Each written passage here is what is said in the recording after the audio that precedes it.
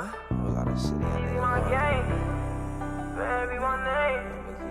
Really ain't going to Black.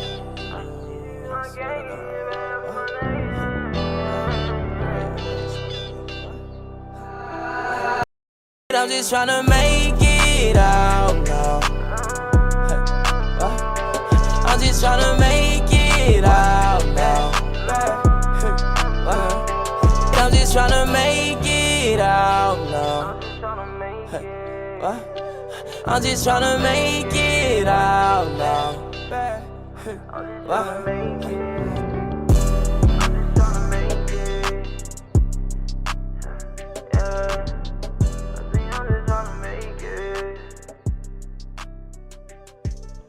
Let's go. Go. Get it. Big love, big love, big love, big love to all the viewers in the 941 Manatee County. What's up? What's up? Before we get started, man, I got to give a special RIP to my cousin, Frederick Michael Taylor. Big shout out, man. Hey, time is winding up, people. Time is winding up. I know we lost some people here recently. Didn't know her too well. Shout out to Tamika Snipes and family, and big shout out to Southeast own Bobby Haynes. And behind me real quick, as you can see, I got this LMA football jersey, #1. It's extra special tonight because the first person to wear that jersey at LMA, Lincoln Memorial Academy, was LMA's finest, Isaiah Jackson. And I want to give him a big shout out, him and his brother Manny. Brother TJ, TJ just passed away, TJ Jackson, so RIP. Man, once again, y'all, time is winding up. Let's get it. You already know. You already know why we here, so I'm gonna let you know how this going on. I ain't wasting no more time because we got the man right here, and he want all the smoke. All the what? What? He want all the smoke.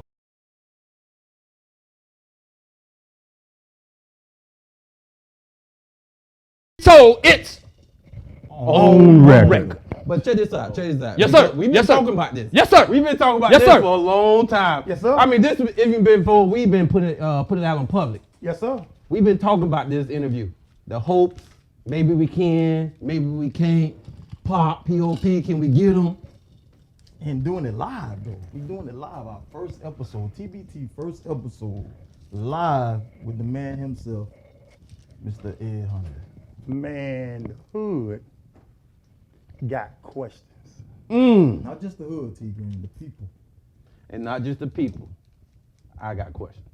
Hell, I got questions. So we finna jump into this thing right quick. Hold on. Shout out to Church Cheesy. I got questions too. Yes. I got a few questions, and I'm sure the people have questions. Appreciate you guys for letting me come on y'all show. Troof Be Told, the podcast. Yes, sir. On record. Cheesy. On record. And I'm on the first show live. Appreciate it. Yes, sir. I really appreciate that, man. This is a real honor. Yes, sir. Especially to be here, taking off the kid gloves with my guy, Mr. Ed Hundley. Absolutely. I'm loving it. Absolutely. Having a great time. Absolutely. So again, shout out to Troof Be Told. Shout out to 107.5 The Vibe, making noise. Yes, sir. Yep. And a very special shout out to our live guest this evening, Mr. Ed Hundley. So we're gonna turn this over, but how I'm gonna throw it at you, Mr. Hundley, we're gonna do it like this here. I want you to break it down in 3 components for me, and then you can go from there, and we'll have questions from the panel as well as from our Facebook Live audience. That's why we're going live, because we want all the smoke. Don't hide, post it. You got questions, you dispute something, it's not true, speak out. We got you. So with that being said, Mr. Hundley, I want you to kind of touch on, because once upon a time you talked about going charter, and you talked about the benefits of going charter amongst your staff, little, water cooler talk with the fellas and all that good stuff. But I remember one particular time, we had a meeting in one of the rooms at Lincoln, and it was kind of like the last straw. You was like, look, this is it. We got to, and you explain the benefits and this and that of going to charter. So I want you to, one, touch on the motivation for the need to convert Lincoln into a public charter.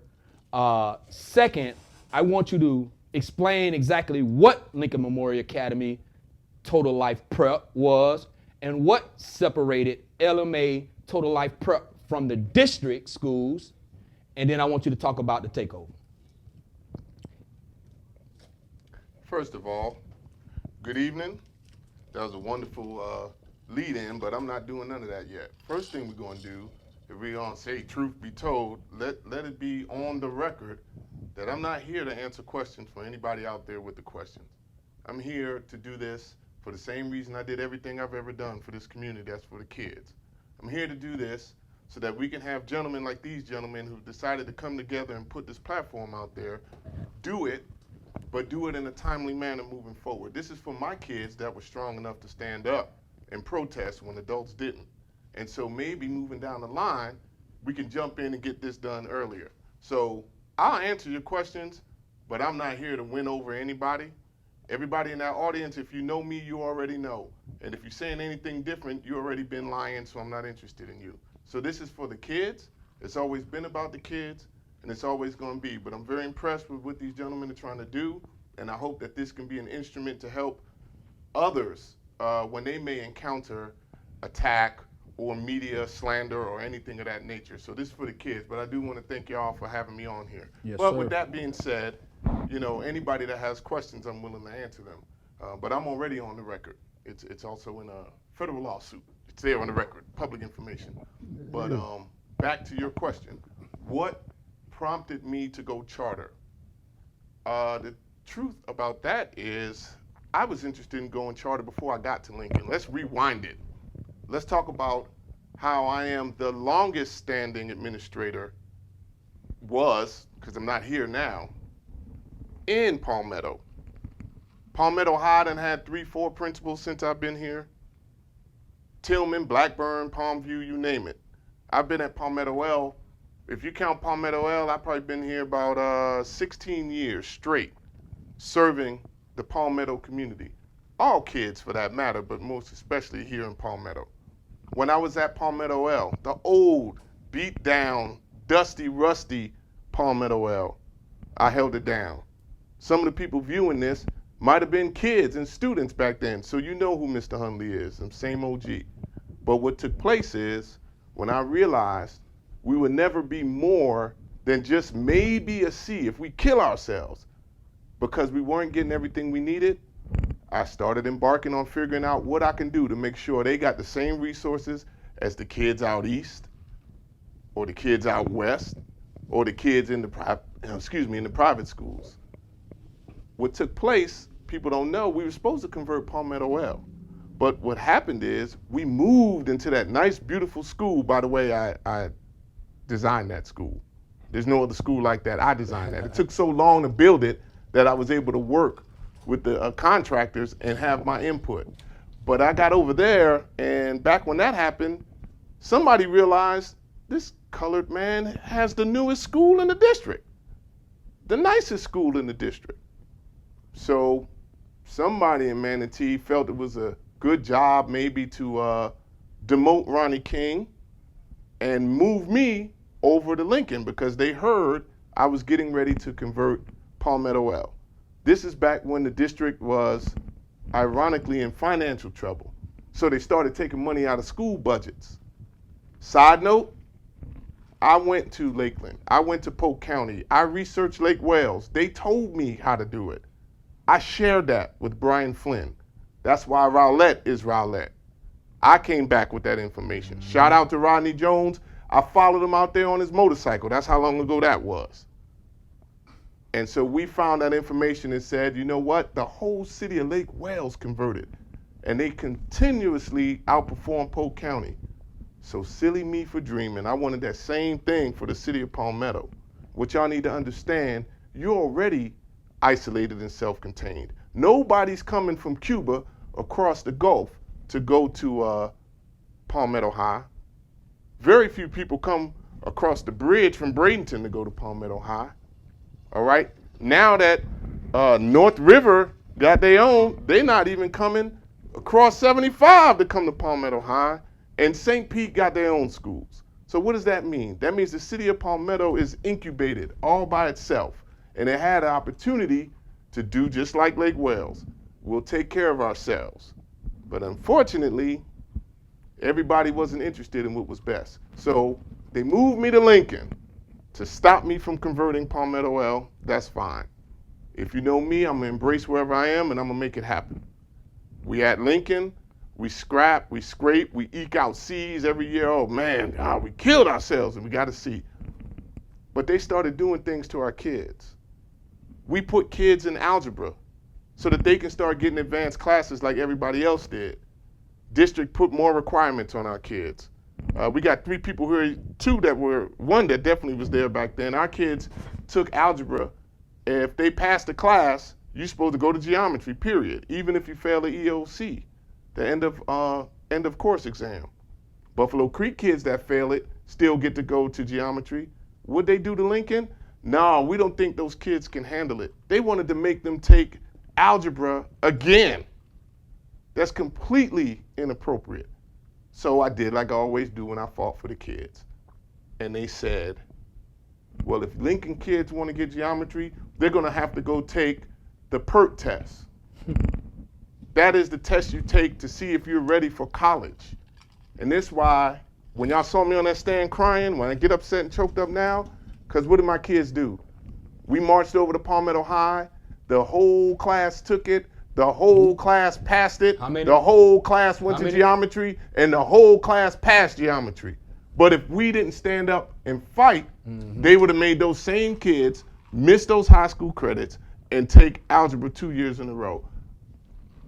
The reason we finally did it is because Veronique Rodriguez, who was a homeschool parent, she brought her kid for 1 class at Lincoln. The kid loved it so much, they'd been homeschooled for years, wanted more classes, then wanted to come full-time, ended up being student body president. And when they did that to her kid, because her kid was advanced, she said, we have to do something. Little known fact, Veronique Rodriguez, Kevin Jackson started the process to convert to a charter. They wrote the letter, we submitted it to the district, and we did what we had to do to take control of the school so we can put stuff there to benefit our kids. That's what the motivation was. The same people that this whole community just allowed to tell you, we want to make sure your kids are okay. Those are the same people we took the damn school from. The same people that underserved Lincoln for the last 30 years just convinced everybody that it was better off in their hands, so we stood by and let them do it. Worst thing, I don't care what you ask me, because history is history.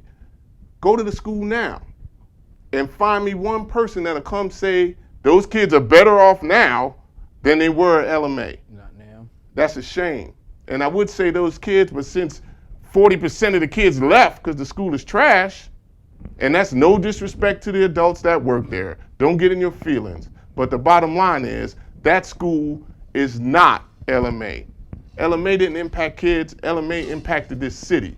Grown folk were excited about LMA. Our gym was more crowded than P High for a basketball game. Facts. Just reminding y'all. So the reason I converted was the same reason I fought for them, the same reason I fought for Palmetto L. Because these kids need people to fight for them. They need advocates. There are things happening to them that you have no clue because bureaucracy is done in the back room. Most parents aren't downtown. They don't go to the board meetings. They don't listen to what's happening. So that's why we went to LMA. Now, you said tell them about Total Life Prep. What was LMA, Total Life Prep, TLP, and what separated TLP from the district? Total Life Prep is a framework. It's not a standalone curriculum. It's not just a few pages in a book. It's not even just about academics. Everything that took place at Lincoln Memorial Academy was governed by Total Life Prep. The interactions between students and teachers, the interactions between teachers and each other, the way we graded the kids, how homework was given, the extended school day, the extra support, giving them extra opportunities to do things they couldn't do with the district because they were shoving remediation on them, so they had to give up their electives. Do I value remediation and extra help?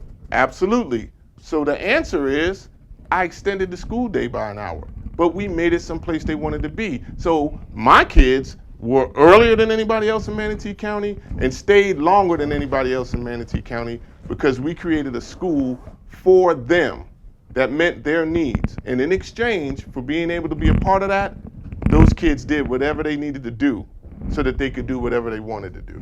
I can't even go. The particulars of Total Life Prep are something that anybody who's watching this that ever visited Lincoln, they know.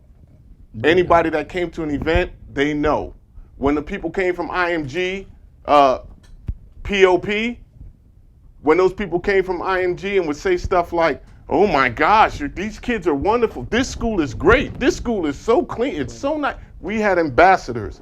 Our kids owned the school. The community owned the school.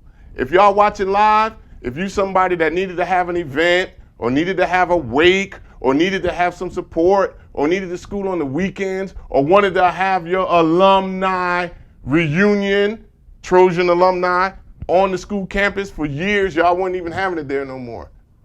If you any of those people, comment on the live, because you know LMA accommodated you. We have partnerships with people like Nick Bollettieri. Nick, you mean, wait. You talking about Nick Bollettieri, the company?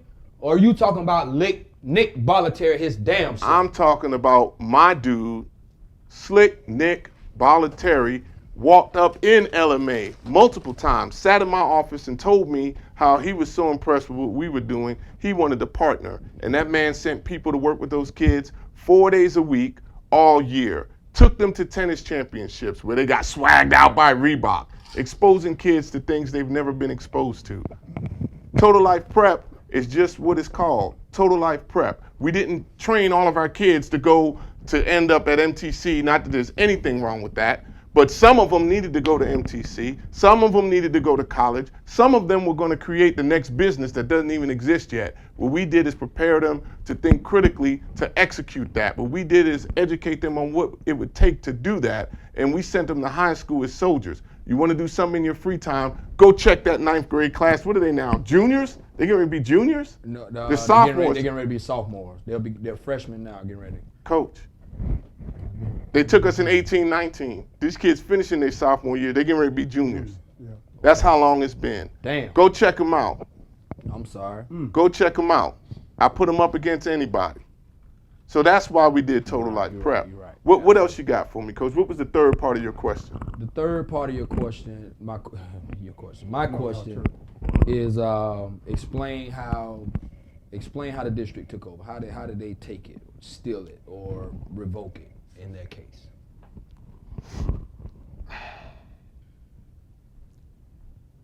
July 23rd.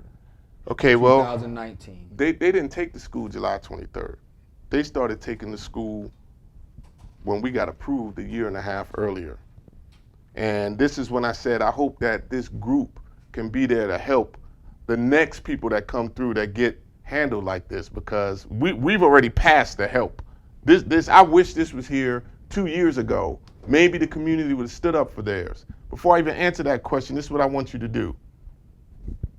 I want you to think about when Palmetto High was upset about a scoreboard, and all those people, one town, one team, except that town and team didn't have to do with the kids that was at my school, apparently, because they didn't show up. But they went there for a scoreboard. I want you to think about when they tried to schedule those folks from Lakewood Ranch to send their kids to Palmetto High, and they said, hell no, and the district had to change it after they spent weeks with committees saying, this is the new zoning. I want you to think about how Parrish fought just to make sure the name of their school was what they wanted it to be. And then I want you to think about what happened when they snatched the school and ripped the heart out of all those kids that had the school year of their life in 18-19. Let's take 1 second to be quiet. Okay, because that's what the community did. We got our souls snatched, not me. It's not about me. Let's get some things straight. Hating on the money, I was making 6 figures for them. That's for the clowns that's out there talking about money. Talking about the money, I was the lowest paid CEO in this area. Get your facts right. Talking about the money that we got, we put into the school, not into my pocket. We didn't, the football team and archery and all the electives and all the people and the jobs that didn't even exist before LMA. Contrary to the people out there lying, shout out to all my former employees out there lying. I forgive you. Y'all are weak, but I forgive you. We didn't do that. I made ways for my kids because I felt those people were the best people to put in front of my kids. Let's understand this. Point to another minority-owned, multi-million-dollar business with the highest percentage of minority employees in this county. When you move LMA out the way, point to the other one. That's what the district did. The district didn't take a school from me. The district took a school from those kids. The district took that business from this community. Employment, opportunity, pride, that's what they took. How did they take it? Lies and deceit. I'm not going to cover anything that's already been printed, that they already attached the documents. Let me ask some questions. I've gone on the record. I've done sworn affidavits. District ain't do none. The only person from the district did a sworn affidavit on the record, Charlie Kennedy. And Charlie Kennedy said it was some garbage. But nobody's holding the district responsible. Y'all go into meetings and y'all let them tell you dumb stuff like we can't talk because we're in court. We can talk because that's a public business, that's a public entity. Everything the district does is public record. So how can they not talk about it? But that's what they tell y'all and everybody says okay. So I want everybody who tuned in to watch me, y'all show up and ask them some questions. But I did have the opportunity to talk to Moody Johnson the other day. He wanted to know about the naming process of the school. And this is what I said. He said, you think they're gonna let us do it? I said, I don't know. Do you? Let's go over it. What did they tell you that's been true, Mr. Johnson? What do you mean? Tell me. Let's go. Let's review, boys and girls. The school is going to remain a charter school. Crickets. That's a lie. Crickets. The programs won't change. We love these kids. Everything's going to be fine. That's a lie. I'm the new timeout teacher. Go ahead. That's a lie. Y'all are going to get paid on schedule on the 30th, just like if they were here. That was a lie. We went from 1.5 million in debt, which was a lie, to 1.5 million unaccounted for, which is not documented anywhere. That's straight gossip. Then it turned into 1.5 million missing. And lastly, I got 1.5 million. Let me help you out. The whole budget was barely 4 million. We weren't 1.5 million missing, stolen, or unaccounted for. That debt was inflated after the fact when the district took over and canceled all of our contracts. So everybody wants their money. That's natural. That's business. And then they said, ooh, look. But since y'all tuning in and y'all got computers, when this is over, go to manateeschools.net, go to finance, go to annual reports, go to 2018-19, and then go look at some other charter schools. Matter of fact, I'm gonna cheat. I'm gonna just tell you. Go look at Manatee Charter. Oh.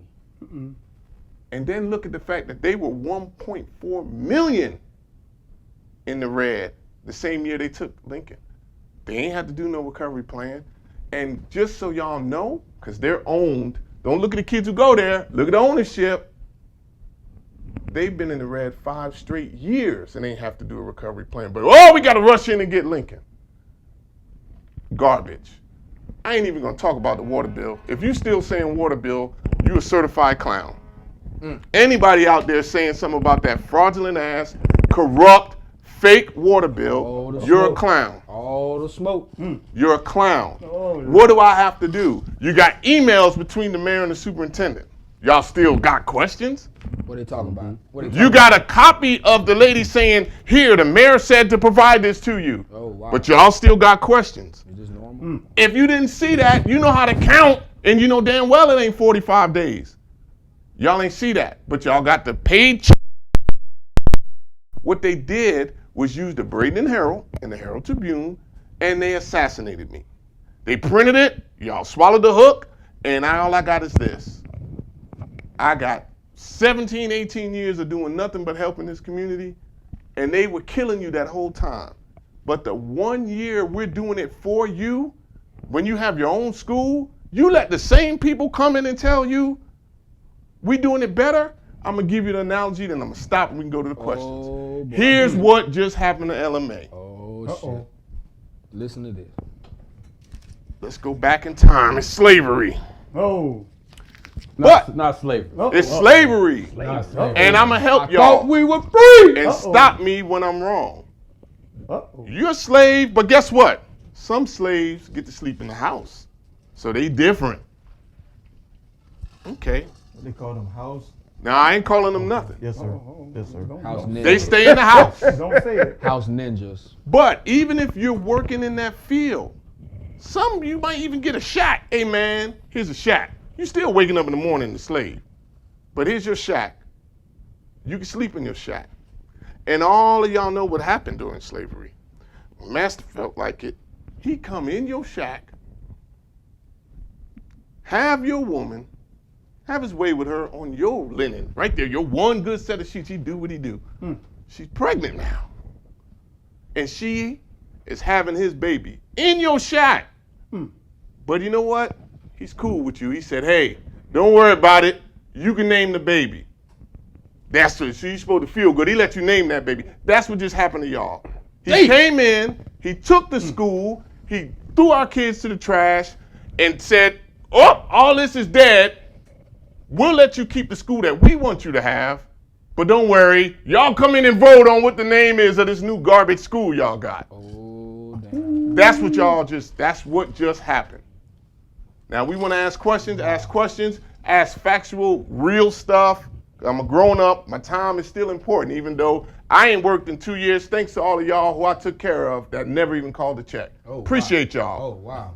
Appreciate y'all. Give a big shout out. I know outside this shop is the 15, 20 minority administrators that came after me that I've always taken care of. Some of y'all wouldn't even have y'all job if it weren't for me. Thank y'all. Thank y'all for helping me. Whoa, Appreciate it. whoa. We got a So flag. I'm on done. the plate. Y'all can have it back. They told me where there's smoke, it's a fire. Hey, Mr. Hundley. Hold That was a big statement you just made. You said about 15 to 16 administrators that wouldn't even have these jobs if it weren't for you. Well, here's the great part. It ain't even 15 or 16 at one time. While y'all running around here naming schools, go do the math on your minority administrators. You got maybe, I'm reaching, one in elementary school. Let's go up. Let's say 2. And then in middle school, we male and female, you have 2. And in high school, you got Rosa and Wendell, that's 2. So out of 50-something schools in this county, y'all got, here's y'all 6. I ain't got to say nothing else. When I got my job, I was the only black administrator at a real school, at a traditional school, I shouldn't say real school, a traditional school, from here down to damn near Fort Myers. Sarasota didn't even have one when I got Palmetto L. So I've been here doing this the longest. And I'm not going to, Mr. Stockman wasn't the principal then? He's retired. well, he was retired. And yeah, that's a whole nother story. Those people, you know, I ain't got no beef with none of them. I've learned that, well, I ain't gonna lie and say I learned it. Somebody told me, if they were like you wouldn't be special. Wow. So I don't expect everybody to do what I do. But if truth be told, if you talk to any of them on the low, find somebody that says, A, I haven't killed myself for these kids. B, I wouldn't stand up for any of them. I know I got to get your name right. Churcheesy. Yeah. You know what you do? Ask your mama. Yeah. She know. That's a G. Oh, she vouched for you. She's a G. She vouched for you every day. 100. Yes, That's sir. my girl. Shout out to Miss This U, has Manatee this has been happening for years. But the only reason I'm doing this again, because my kids are growing up. My students are growing up. So I need something like this to be there to protect them against what happened to me. I've been handling mine for 2 years. I got a support team out of this world. Shout out to Manatee Concerned Citizens for Justice. Shout out to everybody who fought for the kids, not me. We all know Huggins and Jones and Mazon and Lou Johnson and my sister Nick, all those people. I don't want to leave nobody out. I love all y'all. Lily. I love y'all. I ain't leaving nobody out. So that's who the champions are. I'm going to handle mine. I'm a grown man. But y'all fight for these kids. Let's get to these questions. What you got? Oh, well, we're going to pop it off. We're going to allow 107.5, the vibe, Church Cheese in the building to set it off. Yes, sir. Shout out to Alton Lily, too. What's up? My boy. What's up, baby? Lily. Junior. You a wild boy. I want to start where I think is the genesis of all of the controversy that surrounds you and the disdain that the school board has with you. And where I feel like it is, correct me if I'm wrong, is 2000, maybe 15, around that time, you got into a lawsuit. You actually sued the Manatee County School Board for what reason? Okay. I'm trying to think. I don't know if it's Mayweather. I'm trying to think of a great defensive fighter, but let's get this straight. I have never ever initiated beef with Manatee County. And people forget. And before I answer that question, y'all ponder this. Riddle me this. How do I work for them for 17, 18 years? As long as I'm doing the job for them, I'm okay. I'm that guy. I'm good. Now all of a sudden, You're a threat to kids. because I'm doing it for the community. Yeah, now I'm a threat for kids. Oh, by the way, truth be told, that nonsense that happened with the DOA judge, I was still working for the district when that happened. I ain't get fired. I ain't get put on leave. I didn't get removed from kids. I finished the year. Then I did a whole year at Lincoln. I didn't become a threat until they needed that narrative, which, by the way, and this ain't no joke and no games, don't ever refer to me as such. I've never been, and I never will be. And they know that. Have a game tomorrow, I'll be there, signing in like everybody else. And ain't nobody telling me I can't be on no campus with no kids. That was garbage. Back to the regularly scheduled program. That suit was because of stuff just like this. If you know about schools, one type of school is Title I, all right? You have Title I schools that are for schools of poverty for children, and then you have non-Title I schools where those kids come from homes with more income. And some of the major differences are walkathon, for example. You might have a walkathon at Palmetto L and raise $800, and you have a walkathon at one of those schools out east and raise $8,000 because those parents coming out their pocket. So the federal government offsets that by providing Title I funds and things of that nature. In addition, if you are a principal at a Title I school, you have to start school earlier. You have to stay later. They have all these programs because most of those kids have parents that are working. They don't have aftercare, blah, blah, blah. So you stay longer. Now the DOE and the state make allowances for that. If you work and stay and you do something above your job, if it's a Title I expense, you get paid. I didn't start that. I wasn't the only one doing it. They did for years, and just put it like that, for years. So now you have Title I schools. So I'm staying till 6, 7 o'clock at night every day, but my colleagues on the other side of town, they get to just hop in. The Boys and Girls Club does the program at their school. They hop in the car and go home at 3 o'clock, and they with their family. What y'all don't understand, and shout out to all my Title I principals, it takes a toll on every aspect of your life. Title I teachers, it takes a toll on every aspect of your life. You stay longer. You do more. It impacts your marriage. It impacts your relationship with your kids. It's not the same. So they pay you. You can get paid. All right? So the other schools, they did something a little different. They were able to just simply charge the parents. Charge the parents and put the money in the school, and they did what they want. There were principals making $40,000, $50,000 extra. If you're working and you hustling, that's fine. Title I principals were the same. District came out and said, hey, principals can't get paid no more. I said, yeah, but You a liar, cuz. We not doing that. You're not going to keep me here till 7 at night, and I can't get paid, but the guy on the other side of town, he can still get paid. They say, oh, if you run a private after-school program, y'all can get paid for another year, and then the next year you get half of what you got, and then you out. So when I stood up, what they tried to do is say, A, I was the only principal getting paid, and B, that you shouldn't get paid. Where did they do it? In the newspaper. Because the Braden and Herald Tribune, they're going to print whatever they say. So I got slapped around in the newspaper, but then you just got to fight them the way they fight you. So we got a lawyer. The lawyer said, is it illegal for principals to get paid? No. They lied and said no other principal was paid. Okay, records request. Whoa! Every single Title I principal and everybody out there that was a Title I principal, y'all know we got paid as you should. So they had to make that right.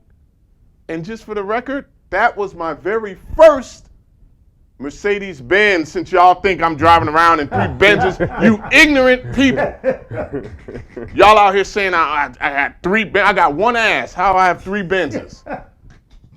But if you really want to know, my first Benz, the black one, I purchased cash because of that.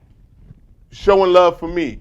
Cheesy's mama was the first person I showed it to. Hey. Right down Lakewood, get downtown Lakewood Ranch. I said, Dad, look. But that's because I've been fighting. I've been at war. What else you got? Man, listen, Ed. Just listening to you right now, it seemed like your plan was superb outside looking in. And I used to hear so much good things from the community that you was doing at the school. Mm-hmm. You know, far as just the food. Man, the food, man, I was hearing Soul Food Kitchen over there. Mm-hmm. But why does it seem like, why was it so easy for them to come in there and just demolish your whole plan like that? What do they have against you? Let me answer that part. I know you're educated. Let me answer that part before you go further, because it's 2 parts. Yeah. I need, that was a great, what are you, T Greasy? Yes, I call you T. All right. Yes, Yeah. The Godfather. The Godfather, right.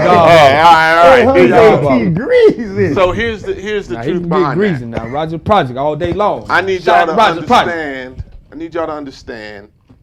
As much as they hated me or whatever, I don't even want to make it about me. It's not about me. And again, I chose to leave and convert. So if I didn't do that, I'm still on their payroll. So they couldn't hate me but so much. I did my job. It's not me. It's what LMA represented. I want y'all to pay attention. Shift your thoughts to Rowlett. Those are my people. Brian Flynn, all those folks, they cool with me. I don't have no beef with them. The success that how are they allowed to do the same thing? And in only 2 years, Rowlett, they put themselves in a position to buy another school. They brought Orange Ridge, and now they got a middle school, and it ain't gonna be too long before they go to a high school. What the district did was say, oh, hell no. Because unfortunately, this is how people think.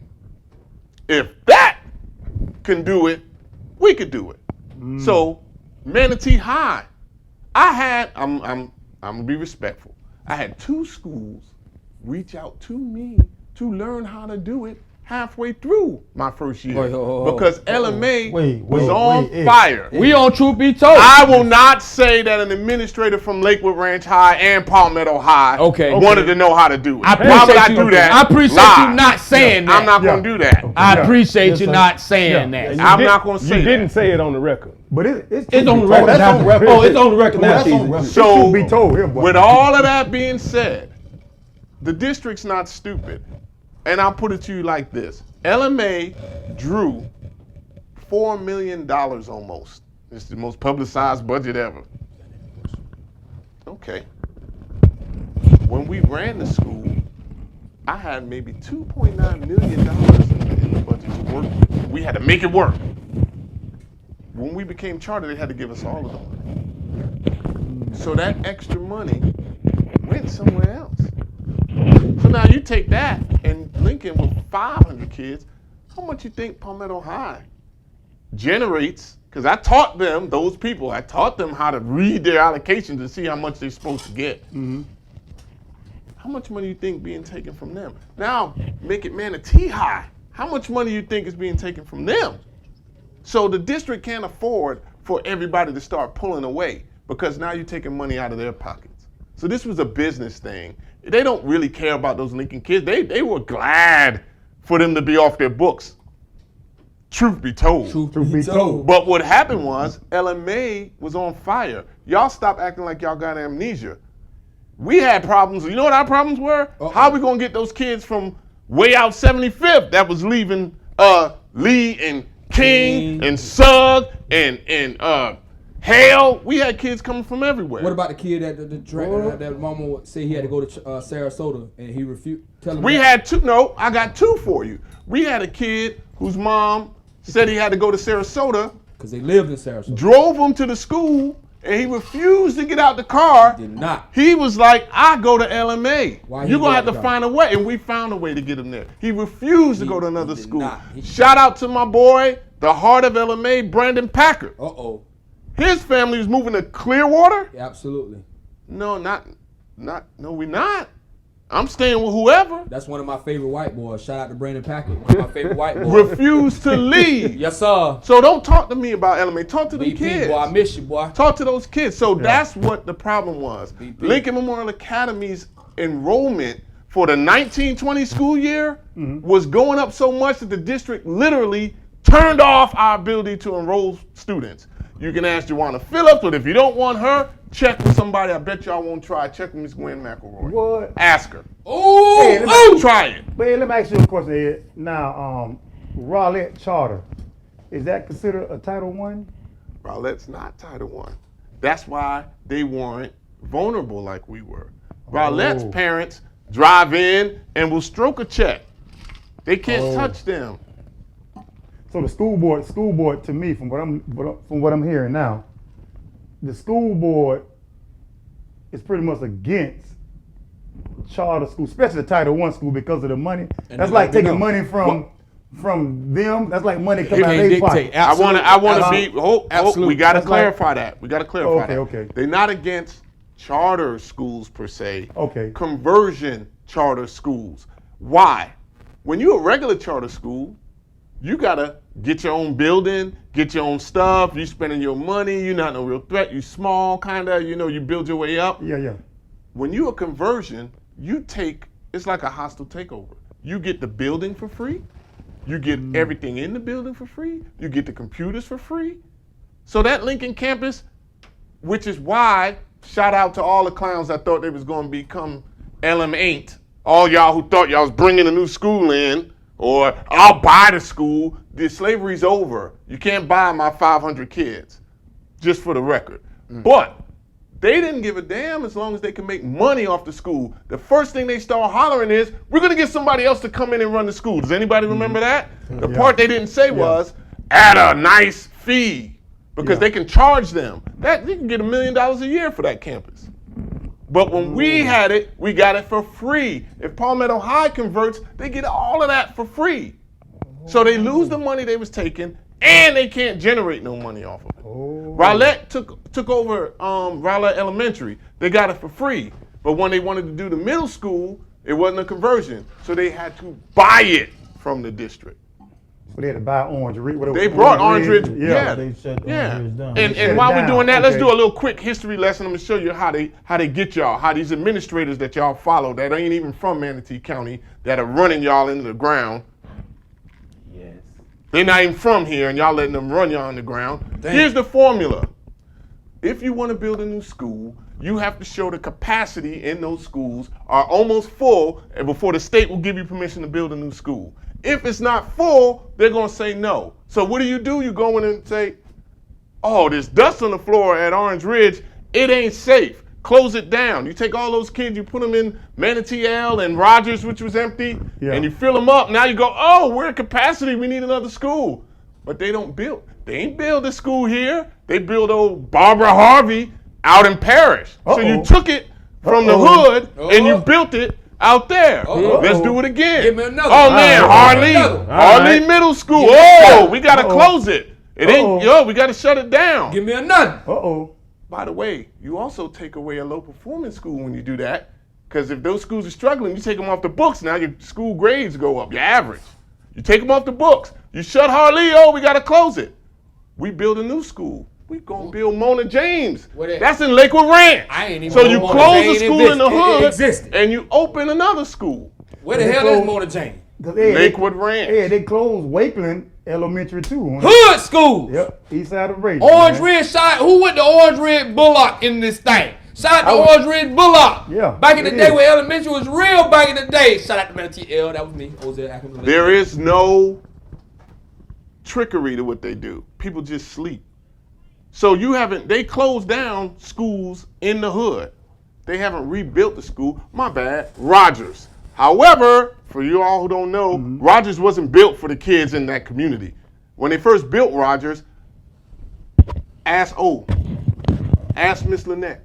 When they first built Rogers, they capped it at 150 kids max from the hood. It was supposed to be a lab school, bringing all these other people from USF, and they were supposed to get, and I will quote the lady, she was in charge of, oh God, I can't remember her name. She was in charge of elementary at the time, and she told me, we have a vision that everyone who works in downtown Bradenton in their Benzes and Land Rovers will drop their kids off on their way to work. So the people at the courthouse, they thought that clientele was going to go to Rogers. And then it was 2 weeks before school. And Rogers had about 120 kids. 120 kids. And so then, Miss Edwards, she did it, I'll give her credit, went door to door with some other administrators going, wait, we changed our mind. Please send your kids to Orange Ridge. And you had a mismatch. You had the kids from the neighborhood with the people who thought they were going to be gifted, and the school hasn't straightened out since. It's doing better, they're trying, but they started out struggling because it was never intended for the kids in the hood. So Lincoln, people, whether it's fair or not, the first thing popped in their head, it was, hell, if they could do it, we could do it. And the district had to set, they made an example, scared the hell out of everybody. We can name names. Go ask Willie. Ask Willie Clark, ask Carl Ackerman, ask the people that was at Palmetto High. Ask them. I don't like those two at all. Ask them. They will tell you. They were all interested. Sometimes you get promoted into liking a person. Yeah. Because I remember Willie used to ride over to Palmetto L and tell me how horrible Saunders was. But now, Oh, wow. now, and I said it. Now you're going to go to my school and lie to my staff and lie on my kids and act like this is okay. I have more respect for you, cuz, but you doing what you got to do. You got to feed your family. You got a job. You do what you got to do. But I'm just saying, on the man level, you know what I know, Willie. Hold on, Peter, shots fired. We got some questions from Facebook. We got some Facebook questions. They want to know the smoke. What we got, church cheesy. What we got, church cheesy. Now, some people want you to talk about the buses, but I want you to talk about transportation or whatever. I want you to talk about Diana Green, and you just alluded to one person, Cynthia Saunders. I felt like they had a personal vendetta against you. That's why. So you don't feel like all of this is personal against Ed. I feel opposite, that it is personal against Ed. I mean, because I've gone through with my mama and it was personal. That personal thing with Diana Green. So do you not think that this is personal in everything that you've done great that they cannot do, or they're jealous of it, and then that you made them look stupid as far as that first lawsuit? Now, as all of these things between Diana and Cynthia, something that's coming as something personal in your opinion? Well, I'm not gonna give anything that ain't accurate. First of all, that lawsuit was prior to Green and Saunders. That was before Green and Saunders. So that's one. That happened before they got there. However, when I say it's not personal, I mean they went to these lengths because they did not want anybody to see Lincoln can go from worst to first, which we did in 1 year. We did. We had the most growth out of any middle school in this district. Period. And that's why it was a financial thing. But if you're asking me, do I think they would rather I wasn't here? Absolutely. When I was doing anything that I had to do for them to glorify them, then I was that dude. I was great. The year before this, I was just recognized by the Commissioner of Education. I just went through the Commissioner's leadership cadre. It's only like 30 people in the state that get to do that a year. Oh, I was all that guy. I'm a certified turnaround principal. I'm all of that. And like I said, I was the one standing in Palmetto since 2002, 3, something like that. So all those years, as long as I was doing their work, it was all good. But when I started trying to do it for the people, now we got a problem. All right, speaking of a problem, we got a problem right here. We going straight to Troof Be Told, real deal. And I gotta throw this lob up.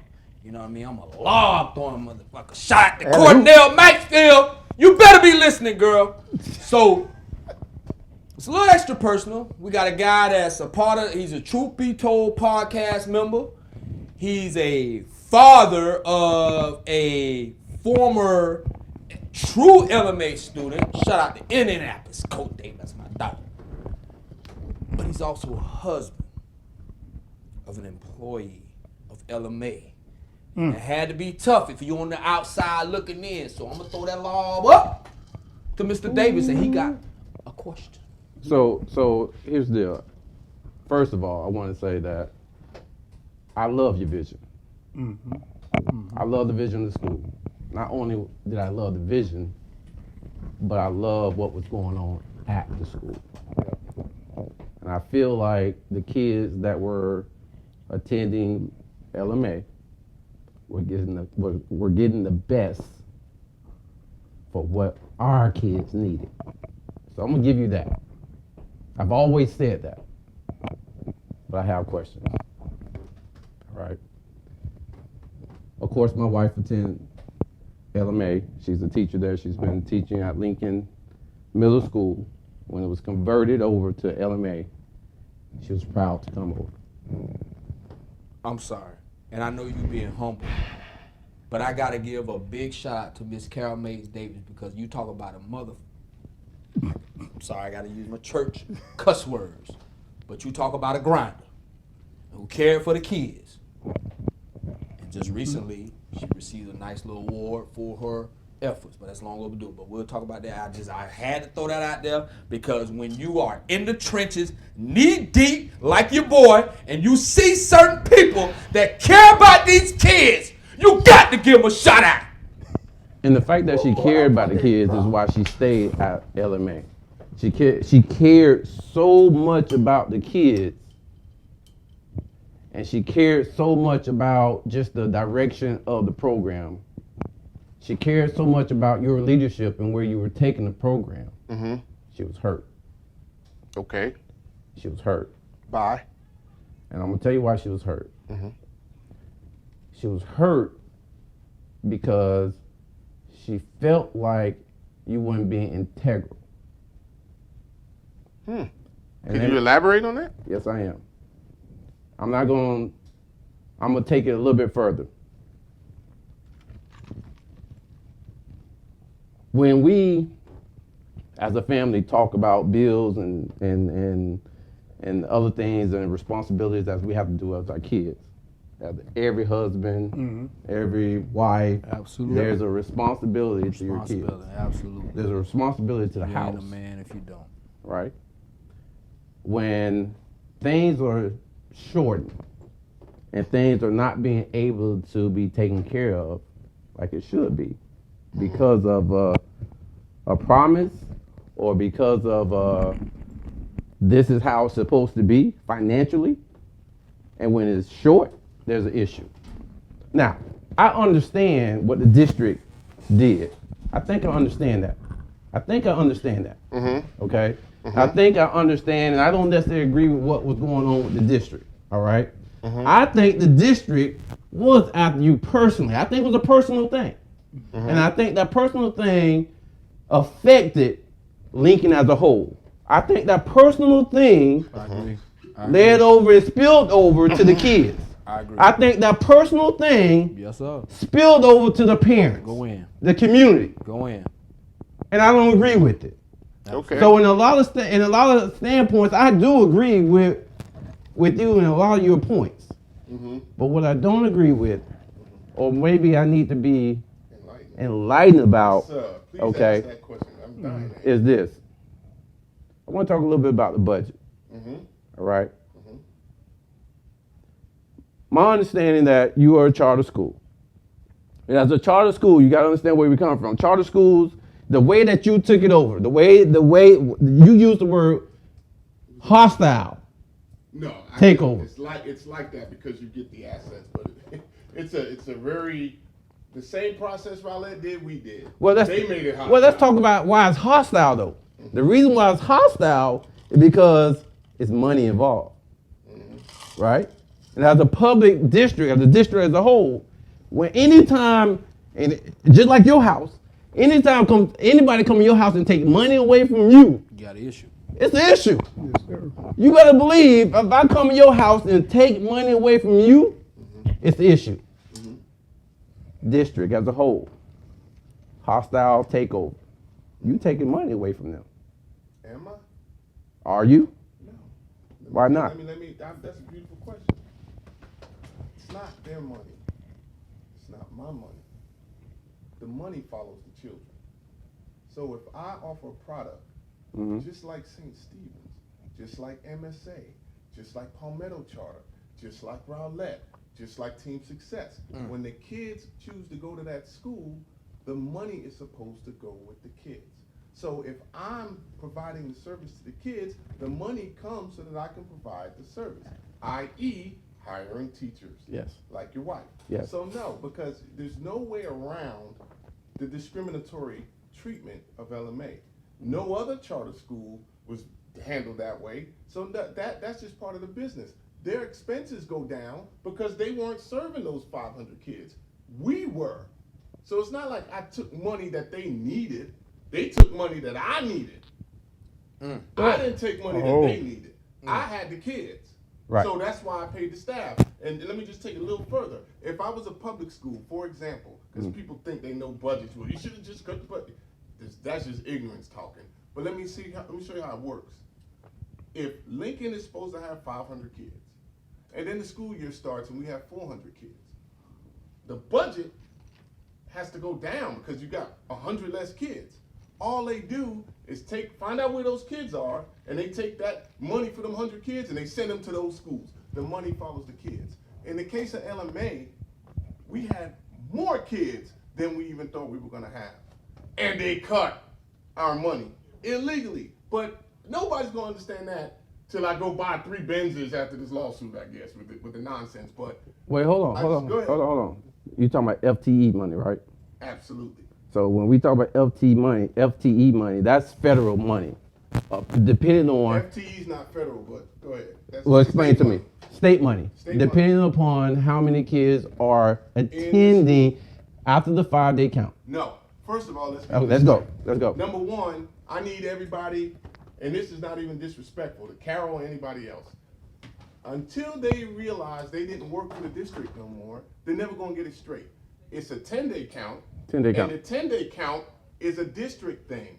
The rules for charter is when we had to project our enrollment, actually, you were part of the charter writing process, you gotta project for 5 years. Absolutely.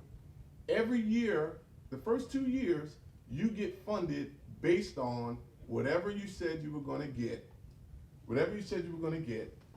in your app. So from July through October, if I said I was gonna have 400 kids, as long as I was within, get this, 75%, they gotta give me the whole amount. Wait. Let's stop right there. Hold on. My research, what I've been asking about as far as charter schools and the projections and what you do. Let me ask you this first of all. Your projection was what? It was lower than whatever we had. Exactly. So you projected 3 something. Let's say 325. Let's say 325. Right. You projected 325. At that point, if I'm not mistaken, the district, Manatee County District, owe you money for 325 students in your school. Kind of. Wait, hold on. Hold on. Kind of. You allowed an additional 100 and plus kids to come into Lincoln. Okay. At that point, you got to think about this. I told you before. It's a hostile takeover. The district necessarily don't want you to take that money necessarily. As a charter school, when a principal makes that projection, the district is going to give you that projection. No more, no more. I love that. Thank you. Hold on. I love it. I don't know who you research, but you're dead mother effing wrong. Let's go. The district don't give me a damn thing. The money passes through the district. I understand that point. You are right. The money. This is how it works. Number one, the projections are made before the school year ever starts. Okay. And You're it's right. Just like let me put it to you. Let's go to the month. When do you project that projection? I don't project. Well, when you first start a charter, only the first year do you really project. You have to put in the application, and that's done maybe the February, March before, whatever. Right? Yes. And so I know if I said I was going to have 350, I'm only going to get funding for 350 from July through October, November. However, if you research the second survey. The second survey Yes, sir. is what really determines your money. And they're supposed to retro you your money. So if I got 100 extra kids, hold on. If you got 300 kids, let's make it easy. And you get $1 a kid. Yes, sir. For the first few months, we only had $300 for every month. So, but I got to make that work. Until October, November. Yes. When they look and go, damn, they got 400. So here's the deal. Yes, sir. It's only a certain number of kids in the county. The money was going to whatever school they thought those kids were going to go to for the first few months. But when they realized they enrolled over here, the money's supposed to come with the kid. So if I get 500 kids over, it don't matter because once they do survey 2, they got to adjust and give me all my money. Let's stop right there. I agree with that. You start the year off a budget, right? You hired so many teachers. You hired so many staff members. You had, in my opinion, from what I can understand, you had a lot of staff. I don't know what that means. I had adequate staff. I needed. Well, when I look at LMA, when I look at my school that had 1,300 kids, and your school had, 500 kids? I don't know what's your school? Booker High School. Okay. So when I look at 1,300 kids at Booker High School, and I think about, when I think about security staff, hall monitors, support staff, teachers, all that encompass all that. And you talk about your budget. Okay. And we're not talking about Title I. We're not talking about Title I. You're not talking about Title I if you don't, hold on. We're not talking about Title I yet. No, you can't do that. If you don't know what you're talking about, you're not talking about Title I. I'm talking about FTE money that you projected the year before. You gotta cut half the people on the roll. And here, this is, I get to bless the ignorance. Let's go. Right here. Yes. I told you Title I is designed to provide the extra support and help that kids need. You're supposed to get that. So if I'm saying T. Green's struggling in language arts, so he needs to also have a reading class, I gotta hire a reading teacher. Yes, sir. And that teacher's paid for out of Title I. They're not paid for because FTE only pays for your basic allocation. Yes, sir. So that is a beautiful statement. So everybody who was dumb enough to listen to the district's narrative about you can't use Title I, that's ignorance. Let me finish. Okay. So if I have 5 remediation teachers, that other school don't have to have remediation teachers. So they don't buy those. That's paid for out of Title I. That's the whole intent of Title I. So you're telling me your budget was dependent upon Title I? What kind of, my school is dependent upon Title I. That's why you get the money.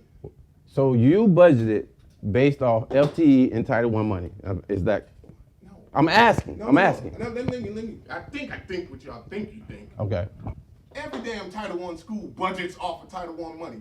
Not only that, real. the district tells you how much you're gonna get. Then you have to literally provide them with a budget explaining how you're gonna spend every penny. They then approve that budget. Absolutely. Then you go out and hire the people. So any excuse anybody's trying to make for why they didn't give me the money, that's bull. You have to get, once you're approved, that money's for those kids. They make you tell how you're gonna spend it. I hired additional people to help those kids. We couldn't have what we had without the people. That's the best resource you can have for kids. So we hired the people.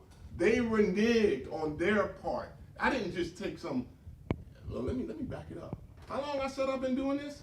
I've never had a budget issue. I've never had a bad audit. I know what the hell I'm doing. This is your first year in charter, though. It's still the same thing. You still do your budget the same way. So I didn't. I agree with you with the budget the same way. Short, Okay. Here's what we could have done. Okay. You ready? Yes, sir. We could have cut the reading teachers, the math resource teachers, a couple of electives, and who else was title? Wait, hold on, Ed. You couldn't cut them because you had way more kids than Well, what let me help projected. you out, my dude, You because that's your point. You could not cut them. Yes, you do. because- If you don't use your Title I money, this is what I'm trying to say, and I got to understand that y'all don't understand that, so I can't just say it. Yeah. The Title I funds are there to supplement the regular school. Let's stop thinking about it like I people. agree. Here's a Yes, school. sir. Here's a Yes, regular school where the kids are performing and they don't need any, they're not poverty. There's two ways they get extra teachers. One, they do one of those mega fundraisers.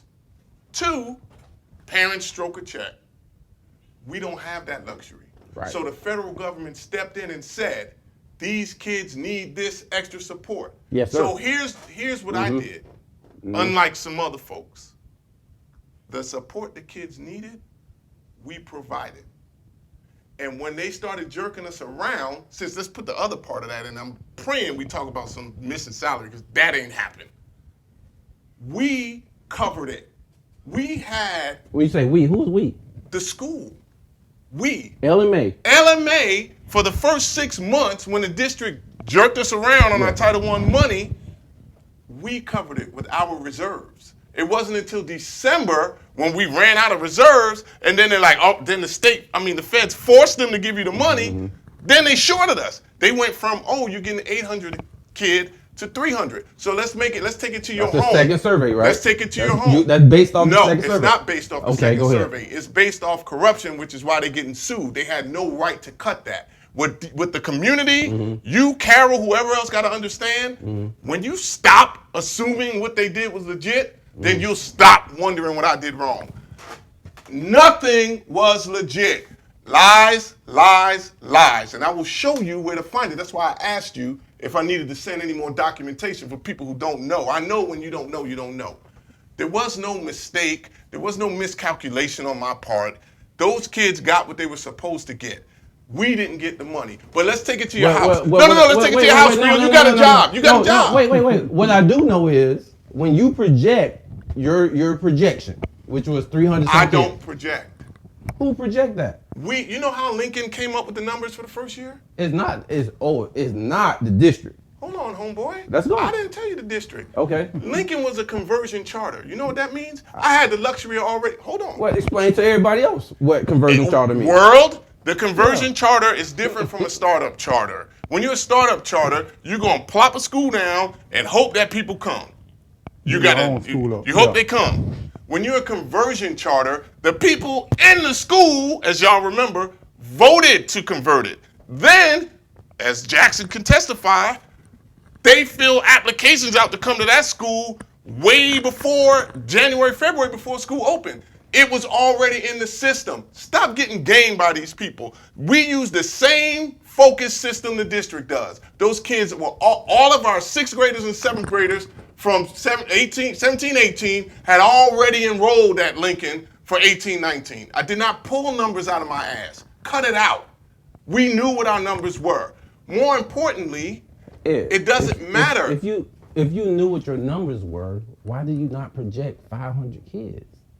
No. You asking me to do the opposite of what you're supposed No, to do. you just said We you put down a real number. Then, we put down a number that matched what we had. Right. We didn't over budget. No, you definitely didn't over. We didn't over budget. I think you under budget. No. I think you. No. We didn't over. When I say over budget, we didn't go over budget with what we had. Okay. Yeah. So, what happens next? And it's summer heat right now. And your boy, when I say a lie, y'all jump in. What happens next is we went out and marketed our school. Absolutely. And we went to communities. And everybody got the buzz. Mm-hmm. And everybody wanted to come. And guess what? Mm-hmm. Because we didn't predict corruption, because until y'all own it as corruption, we wasting our time. Because people are programmed to think these folks are legit. They are not. So when you go recruit and your numbers go up, we had the money to cover it because they're supposed to retro you all your money back when the survey comes out. They did not. In February? No, When? No. Educate everybody. First of all, they could have done because it. how many surveys are they? The ones we talking about is the 4 that count. I think it's 6 or 8. Okay. But the 4 that count. Yes, sir. So let me keep it real. Yes, if your sir. district wasn't corrupt, they could have adjusted us in June. Because by June, we already had way more than that. But they played games. Oh, we got to wait. There is no 10-day count for charter schools. We pick. Just like a charter school can have 25, 30 kids in a class and but still only have one teacher. Or better yet, for all y'all researchers, just like when they took the school over, they could have 25 kids in a room and put a damn teacher's aide in there. Wait, hold on. They can, and that's what they did to y'all kids, and wasn't nobody researching jack. Wait, hold on. Who you report to? Do you report to the district? I Or do you report to the state? board, the charter board. The board. Yes. So when you said that I didn't have to report, or I knew in June or January or July that I had so many kids, right? So are you saying the fact that you knew that it was going to be a projection of 500 kids? Where'd you get there wasn't a projection. Well, there's a projection of of 300 some kids, but you actually had 500 some kids that were slated to come to LMA. We didn't get over 5, but I get what you're saying. No, see, there you go. Nobody was slated. Nobody was slated. Okay. You have to make your projection your first year because nobody knows. Conversion shouldn't even have to do a projection because the kids are in the system already. They applied way before the school opened, but they make you do it anyway. Yes, sir. After that, every year, Yes, sir. they just look after FTE, Yes, they sir. look in the computer, and that's the numbers you start out with until you get to survey 2 again, which is in October. Yes, sir. So Lincoln started out with the number that we had. When kids wanted to come, just like any other school, you let them in and you cover it. Because once the survey happens, you get that money back and you can live. So what I was saying, let's make it your house. You just got a new job, right? Yes, and they like, Mr. Davis, we're gonna pay you $30 an hour. And you're like, all right, but you know, we gotta get the paperwork caught up. So we're gonna start you off with 20, but then when the survey's over, you get 30 and we'll retro you all your money.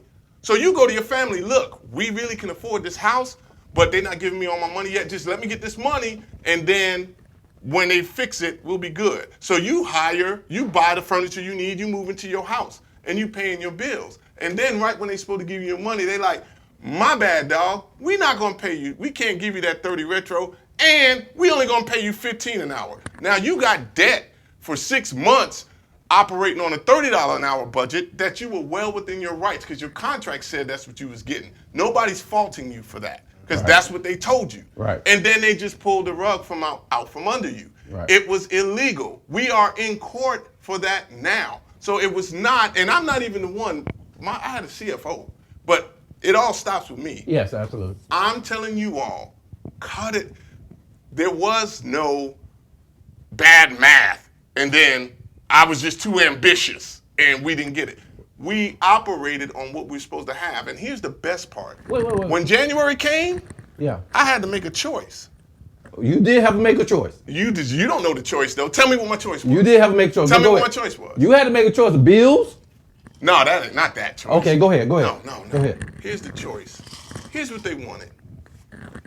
I either cut the degree and the level of service we provided to those kids, the service they had never gotten before, the service that this whole damn community was all wild about, Yes, the sir. service that generated those kids. Because all you got to do, once you get through that first year, they can't play these games. Right. So I had to choose cut, which then makes us the same type of school that they were, or handle my business to make it through.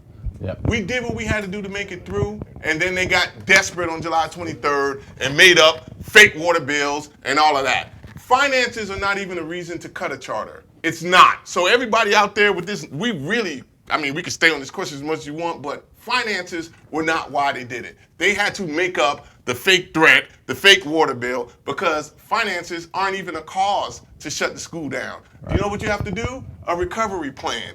Yeah. You know what my recovery plan was? Oh, give me all my damn money this time. And they had to. So they knew we were going to be fine going into year 2, right. And they snatched the school. I promise you. And we can go into detail on, off camera, whatever, but I don't want anybody out there misinformed, like we just miscalculated and that was it. Just like Cynthia Saunders said in your meeting, Pop, many charter schools have financial troubles in their first year, but not getting their water shut off, that's why we had to come in. Is that not what she said to y'all? Absolutely. Okay, so this whole financial nonsense, that's garbage. We did what we had to do to make it to July, and all the stuff we did, every dime we got went to make sure those people got paid. Even to the point where if we didn't even get the money to the day of checks, what was I sitting in that office doing till my hand cramped up, Jackson? Writing personal checks if we had to on the school's checks because we didn't have time to deposit it and then get it sent to them direct deposit. We didn't want them to go without. That's why I'm so disgusted with everybody out there with the bull. Let me ask you this question. I hear you. But let me ask you this. Yes or no? Mm-hmm. As the principal of a conversion charter school, mm-hmm. when you make your projection, mm-hmm. you're saying, which was 300 some kids, 300. I can't, yeah, whatever it was. Let's just say 325 kids. Right. The district is required to pay you based on that projection that you made. No. Hold on a second. No, they are required to pay me based on what the state sends. They just didn't give it to us. The money came. Hold on. They just the middleman. Wait. 325 kids. You're right. The state sends the money to Manatee County, who then sends that money to Lincoln. Correct. It has to go through Manatee County. Correct. It has to go through the same person that's a hostile takeover that's telling you, dang, you taking money away from me. You taking money away from the district. So you know what? If I make a projection of 325 kids, I'm gonna pay you on 325 kids. No more than that. No. You're missing the point of the survey. You're missing it. I understand that you can cover that. I understand you can cover that. I understand you can cover that on the next survey. I understand that part. But you allow initially 100 plus more kids to come into your school. And when you made that decision to do that, you was already shortage money. No, thank you. Let me help you out, brother. Number one. Boy, this thing good here. Lincoln Memorial Academy. And I want you, see, because one of those kids that came to the school was your kid. That's number one. One of the kids who came to LMA was your kid, who wasn't zoned for LMA, who don't even live in Manatee County. He came. Why? He wanted to benefit from the programs at LMA. We built that school for any kid that wanted to benefit. And what you kind of suggesting is, which is exactly what they wanted to do, I should have denied kids that opportunity based on thinking they were going to pull some shadiness. We're going to talk about this. We're going to talk about it straight up. Yes, sir. If they would have done this at Booker, Newtown would have raised hell. It wouldn't have happened. If they would have done it at Lakewood Ranch, it wouldn't have happened. If they would have done it at Hale, it wouldn't have happened. Rowlett, it wouldn't have happened. They knew they could do it here. One, the shady mayor was involved in it. And two, the community did exactly what we're doing now. They entertained the fact, because it's too hard to say they're corrupt. It gotta be that I made a mistake. Now, I'm just gonna remind y'all again, I've been doing this for almost 20 years here, just here. You ain't never hear about no financial issues with me. You never heard about mismanagement. And guess what? I not only made sure the kids were taken care of, I made sure your wife was taken care of and every teacher there. They got paid when they wanted the sick days. I rewarded my people for coming in. I didn't cut that stuff because they were supposed to give me my money. So if we're gonna sit here and say, I should have somehow known they were gonna violate federal law and not give me my money and get away with it temporarily because they're paying for it now.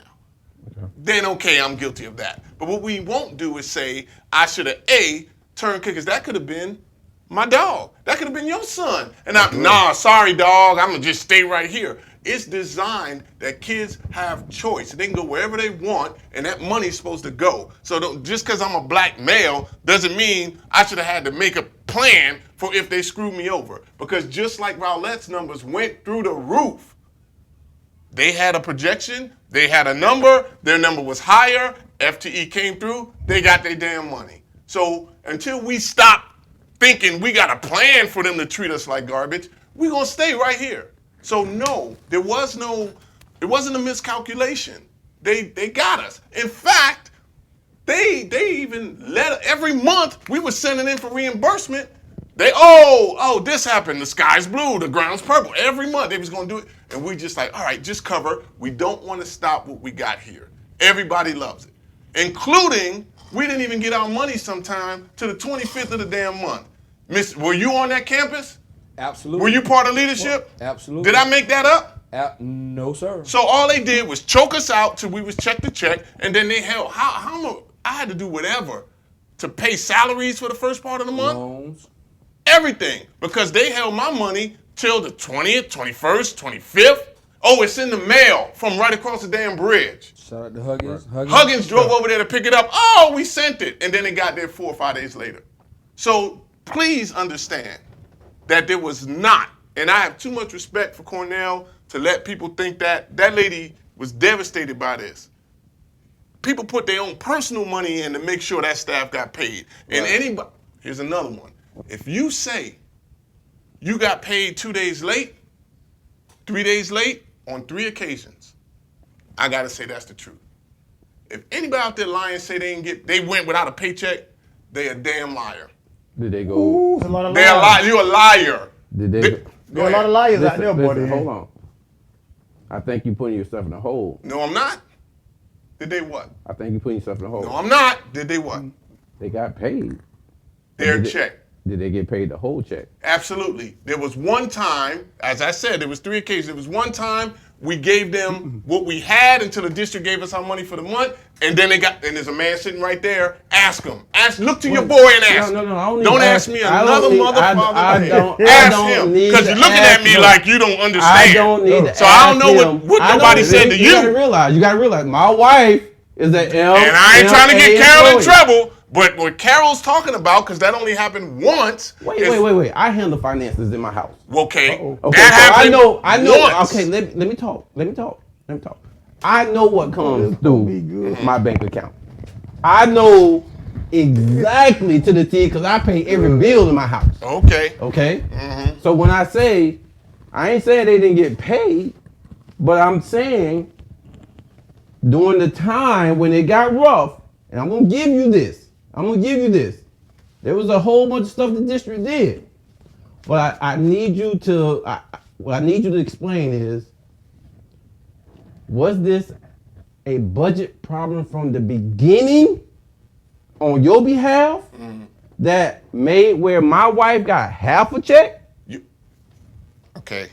And that's your house. So this is what I'm going to say. The one time that they got part of a check, and then when we got our money, we gave them the rest of the check, we called them in. We said, listen, just like I just explained to you 45 seconds ago, they are holding our money. We should have gotten our money by the 10th of every month. They are holding it. Just like he just said, we got to the point where Huggins drove down there trying to pick the check up. They told him come get it. Then he get there, oh, we put it in the mail. So when that happened, we had two choices. Pay some people and not others, Yes, sir. or do what we had to do. And we did what we had to. Hold on, let me finish. want you We to- gave them and said, as soon as this check come in, we'll give you the rest. And then we stroked the check for the rest as soon as it got there. Where it was deposited, I ain't questioning who handled the money in your house. What I'm telling you is nobody went without getting paid. That's not what happened. If they say there were times when it was a day late or 2 days late, yes. Why was it late, Hundley? Because we were reduced to month. You don't get, and let's put this out there. You do not get $4 million. Let's say the budget was $12 million.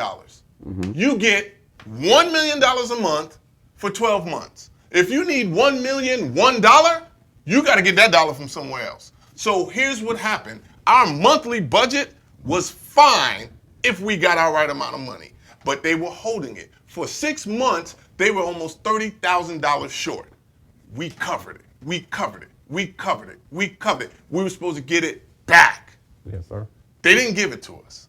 So and Jackson is here, full transparency. Call the staff in. They are trying to kill us. Here's what's going on. We're going to make it happen. That's how the loans came into play, because we knew once we got to July, Yes. the school would get the money they're supposed to. And just to put it in perspective, Okay. when they jerked us with all the kids we had, they cut us down to 140,000. Let's just do the Title I you kept talking about, 140,000. The next year, with 100-something less kids, they got $600,000 in federal funds. That's after the district took over. After the district took over, because Wait, they whoa, got whoa, their whoa. full amount of money. Oh. And Carol knows that. Whoa. That- So Let's go. Yeah. hold on here. So you saying on record that some of your teachers been going around saying they didn't get a check, they lying.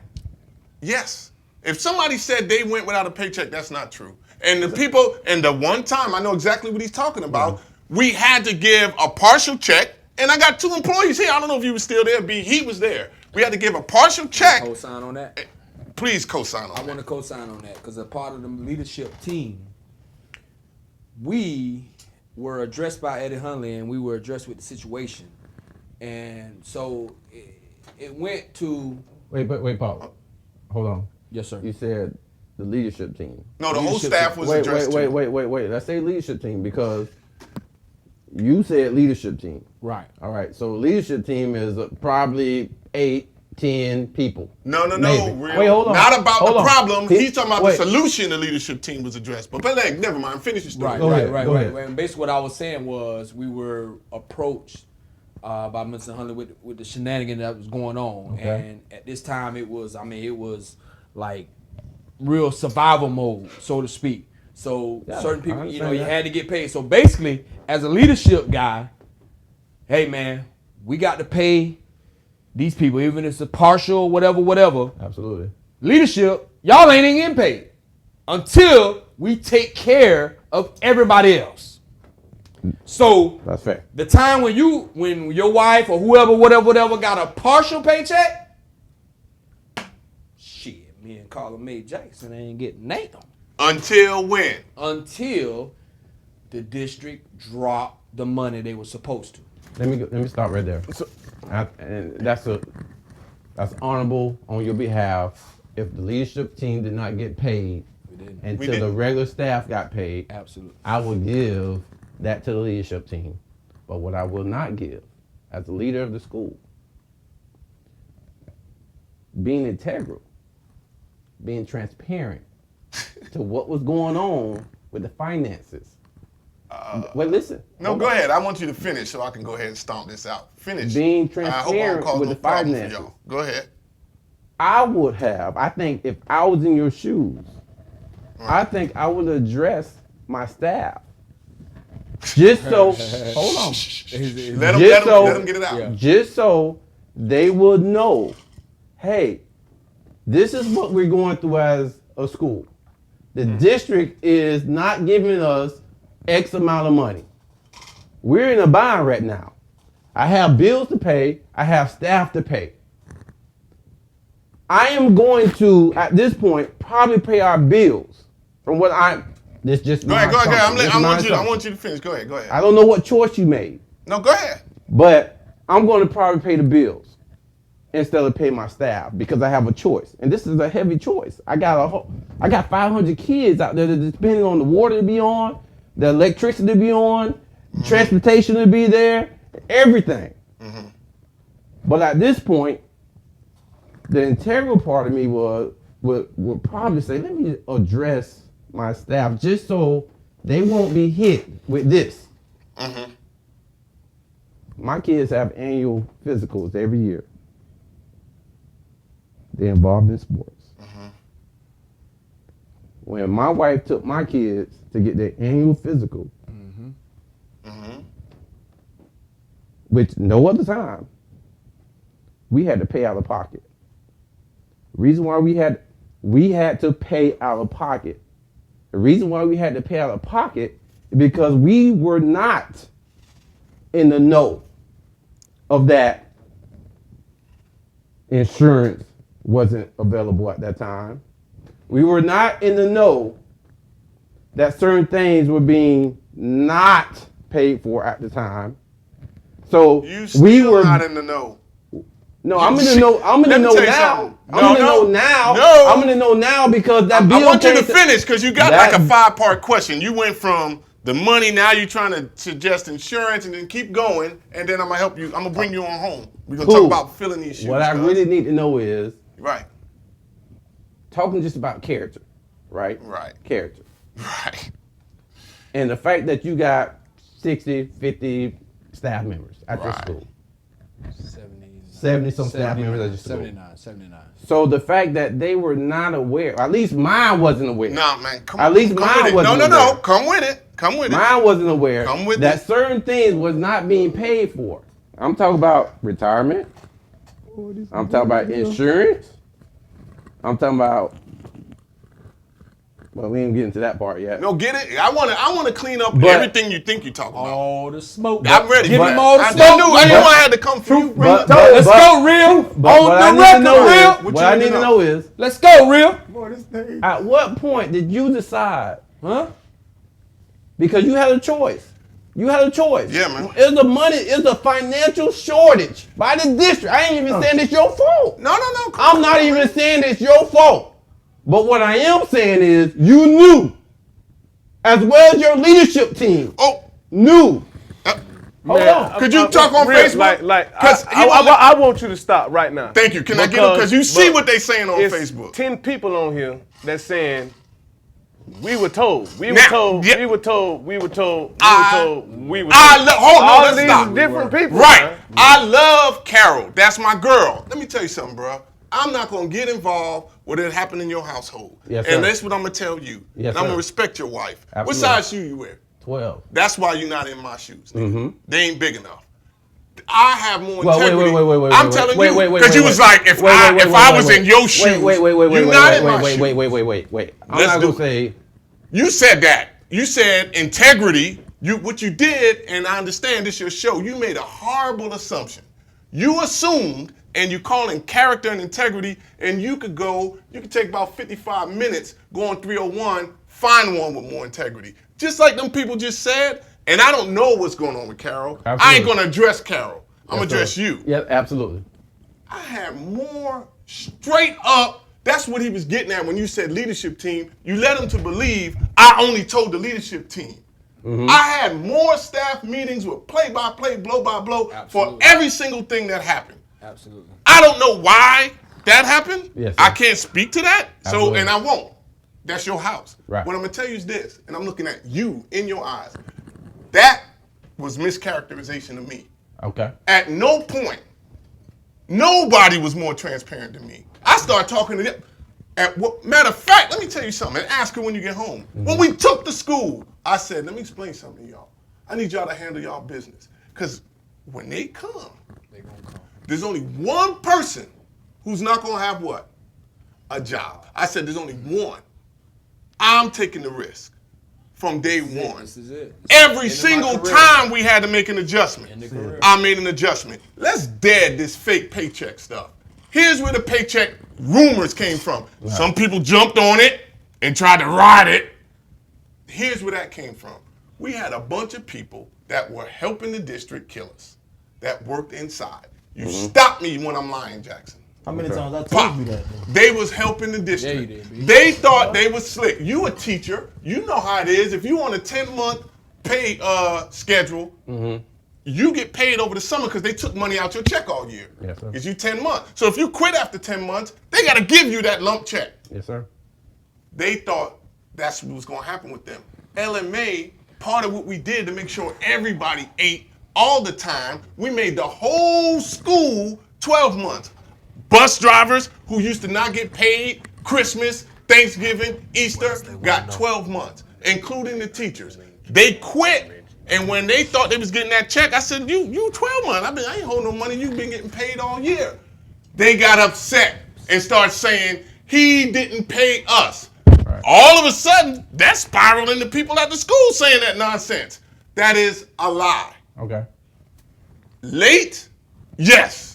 Did I have to pay one time in 2 parts? Yes. Absolutely. Yeah. Did I tell them? Every time. I had more staff meetings. Truth be told, Jackson. Truth be told, Jackson. Did I meet with the staff and tell them every single time? Jackson. Yes or no? Jackson was there. Yes Jackson was there. All right, Jackson, you was there. Before we go to Jackson. I need Jackson to answer this. I need Jackson to answer this. Before we go to Jackson. My dog, Scottie Before we go to Jackson.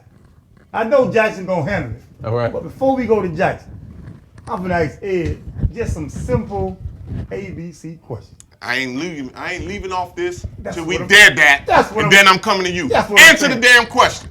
Hey, He said, hold on. I ain't moving until we, because I want to be All right, done go with that. Yeah, go ahead. Because the man, I respect what he Yes, sir. where he's coming from, Mm. but if you went through what I went through and Yes, you sir. lost what I lost, I didn't have to do this. I did this for the kids in this community. agree. I was fine. I was making plenty money for them, Rolling and it's in a the bunch bed, of people that get paid and turn the other cheek while these kids getting messed over. I agree. I chose to not do that. Yes, so sir. for someone to question my character and integrity, that's some real stuff.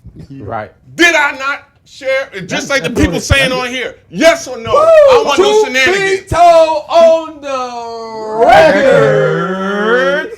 On the record.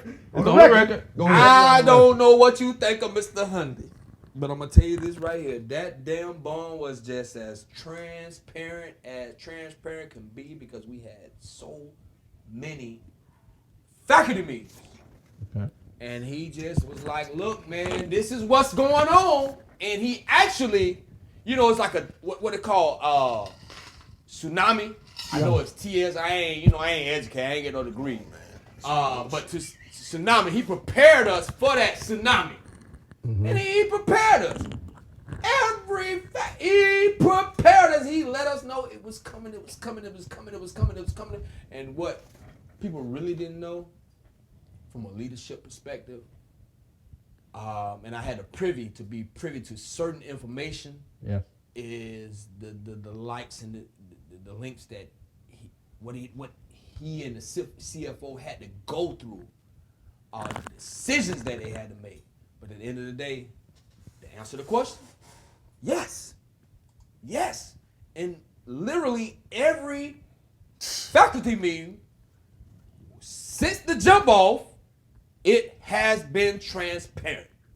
And he has been educating, like throwing the gloves off, telling them straight up, this is what's going on, this is what I have to do, this is what y'all gonna expect. And if I'm not mistaken, and y'all on Facebook Live, come at your boy. I want all the damn smoke. If I'm not mistaken, he said, if you ain't ready for this, jump your ass off the ship right now. Let's talk about that. Let's talk about that. I'm coming back. I need a break. Go ahead, and I'm coming back. I promise. I need you to come back. I'm coming back. I got you. All right. Real? Hey. All right, got you. Go ahead, dog. This is the hood question. What's up? This is a shop question. Hey, did you have 3 Mercedes-Benz? No. You want to know what I have? Can I answer that question? You want to know what I have? What you had here? I have a picture of my F-150. I was finna say, let me tell you. You know why? Because while everybody running around here talking this bull, I ain't had a job in 2 years. So I had to turn my truck in to the Ford dealership in Georgia. So while we laughing and joking and shit, this is real. So no, I did not have 3 Benzes. What people did is what people are doing. The district who took over the school and tried to go through our stuff, when you are a conversion charter, they own the building still. So when they killed the charter, they came in, witness, kicked me out the next morning. They took all the computers, all the files, changed the locks, went through it. Am I lying, Tate? No. They went through it and tried to make up this story, and the community swallowed it. So the 3 Benzes are from Daimler Financial, the finance company that finances Mercedes-Benzes, also finances the nice buses we felt our kids should be on instead of the sweat, no seatbelt, no AC buses. So the 3 Benzes are the 3 buses. CLP 1001 002 003. And damn it, I got a question. Hold on, I got a question. B, I'm gonna get you. B, I'm gonna get you. Uh-oh. Oh, yeah. you know what? You've been quiet. You're right. And I have not said nothing the whole show. And you're Well, fucking you cute. better get it in. And I've you're been fucking chilling. cute. I've been chilling. Ah, shit. Hey, Tate. Damn that. He's Cute, cute. been Tate. chilling. Hey, Tate, he cute now. He's cute. Cute now. That's not that shit. I know the camera get the headshot, Yeah, but y'all don't see the damn pupils. They Oh playing. shit now. I'm about to Watch walk up, out, B. cuz. Put the watch up. Invicta. Got a collection of. Y'all holler at me when y'all ready to finish this. All right. B got a my question. dog. B Hey, got a but- question. I got a damn question too. I gotta ask this question. It's towards Ed and POP. It's the people saying it.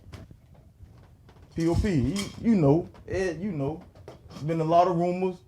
POP got paid Oh, that's my question. 80 Come on, grand. man. POP got paid 70 grand. POP mean as who? Experience. Kevin Jackson, the experience. Yeah. He ain't got no degree. Why he get paid all this money? I got a 4-year degree. Can I get it? Why he No, make this money? you and can't I answer don't- it. You can't answer it. You cannot. Oh, I'm that ties into my question. No, I ain't throwing a temper tantrum. Go ahead. I ain't throwing Come a on, temper chill, Jack. tantrum Chill, because Jack. I need to ask my question. You are. Can I? Can I? No, Yeah. Experience Can I? is me. Experience Y'all got a ain't- format? It's Damn. me. Y'all got a It's format? me. It's me. It's B. You All got right. it. You got I it. know, but I need. Mr. Hundley, Okay. Yes. Damn. Yes. can you please clear that up about him not having a degree? Why he Bum. got paid more than? Why this bum got paid more than somebody with a 4-year degree? If that's the case, I got a First question of all, that's gonna piggyback off his question. But then let me answer it. Then we coming to you, dog. Okay, shit. No, you gonna answer my question with my. Well, go ahead, then. Damn it, we live. First of all, I don't do hypotheticals, so I don't know. Whoever has a 4-year degree that worked at that school got paid based on their degree as well as based on their work. No, Kevin Jackson didn't make 80, 60. That was part of the hate narrative to turn the staff against each other. Kevin Jackson, and I'm gonna put his stuff out there. The same people that should be that are raising hell thinking he got paid 80, they should be raising hell asking why he worked for the district for 10, 12, 15 years 20. and wasn't making 30. That's the question. Ooh. So here's what took place. Ooh. I had the best leadership and development and athletic program, bar none, from any middle school.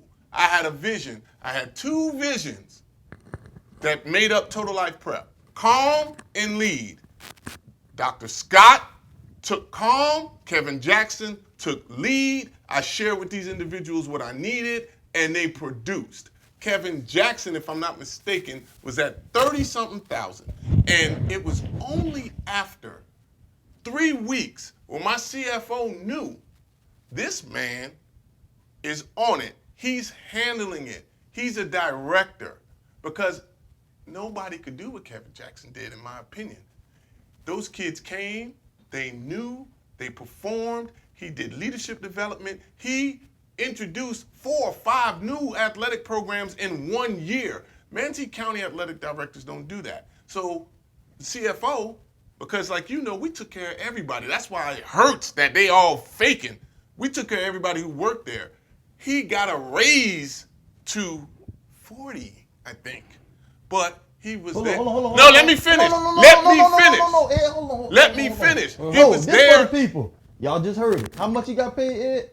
His raise was to 40. But he started out with 30. So all 35 or 30. He got a 5. No. Let me finish it. There you go. And here's how he got there. Anybody who knows him, respect to his wife, his kids, his family, they know how it is. It's all love.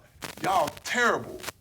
Everybody asking that question, who kid Coach Jackson done helped, saved, coach, looked out for. You terrible. Here's why he even got that. I needed my vision implemented. Jackson, if y'all rewind, worked for the district, coached at Palmetto High, worked at the Boys and Girls Club. I said, Jack, I need you here. What do I have to give you so you can dedicate this time to you and not have to do all of that?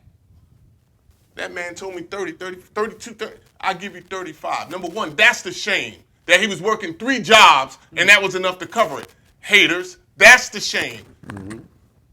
I'm getting upset because I'm getting upset, man. When I walked in the hallway to tell him, this is one man to another man, that he could do that he only had to come to one job, that he could spend more time with his kids. He had a son in high school he had to keep up with. He had a daughter in middle school, another daughter in elementary school, wife. He was nothing but grateful. And you worked there, he bust his tail. You understand what I'm saying? And guess what? When I told him he went to 40, he didn't say, well, I got a degree, blah, blah, blah. The man, we both standing in the hallway crying. He was grateful. I was glad I was able to help him. This hate came from people who didn't understand that we didn't operate under the district's rules. Because under the district, you could be the best whatever it is, but they can decide when they want to, these are the requirements for that job. So if you know another middle school AD that introduced golf, tennis, fostered partnerships with IMG, Bolletary, took the football team to Jacksonville, had the kids at the tennis championship, had the golf team at the HBCU golf championship, ran intramurals, came into the school in the mornings. I was there. You were there. You were in there getting ready to do the grilling. I was in there getting ready for the guests. He was in the gym pulling the rubber off the backboards and painting the rims. Late evenings. To make sure. Yeah. Watch it. Look here. We was the first people there, last people to leave. So the $40,000 that he got wasn't enough. Haters are gonna hate, and I don't know who it is, but I know some people that felt that way. But then they go back to the district and end up doing the same job they was doing before LMA.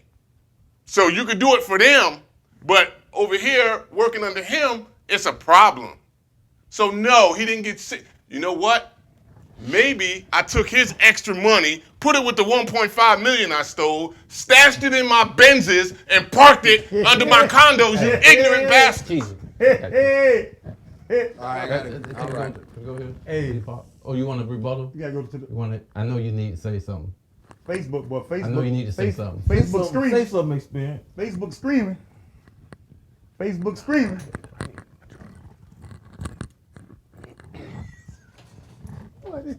What? Say something, experience. Ease up, Pop. Calm down. Go ahead, bro. Get it out. Get it out, experience. Get it out. Take your time, baby. It's Troof Be Told. Take your time, boy. They made jokes. Shout out to In Living Color that I was like a Jamaican. You know what I mean? You remember In Living Color Jamaican, man. You got all these jobs, man. Yeah. You got damn Jamaican shirt on there. Teacher's assistant for the district.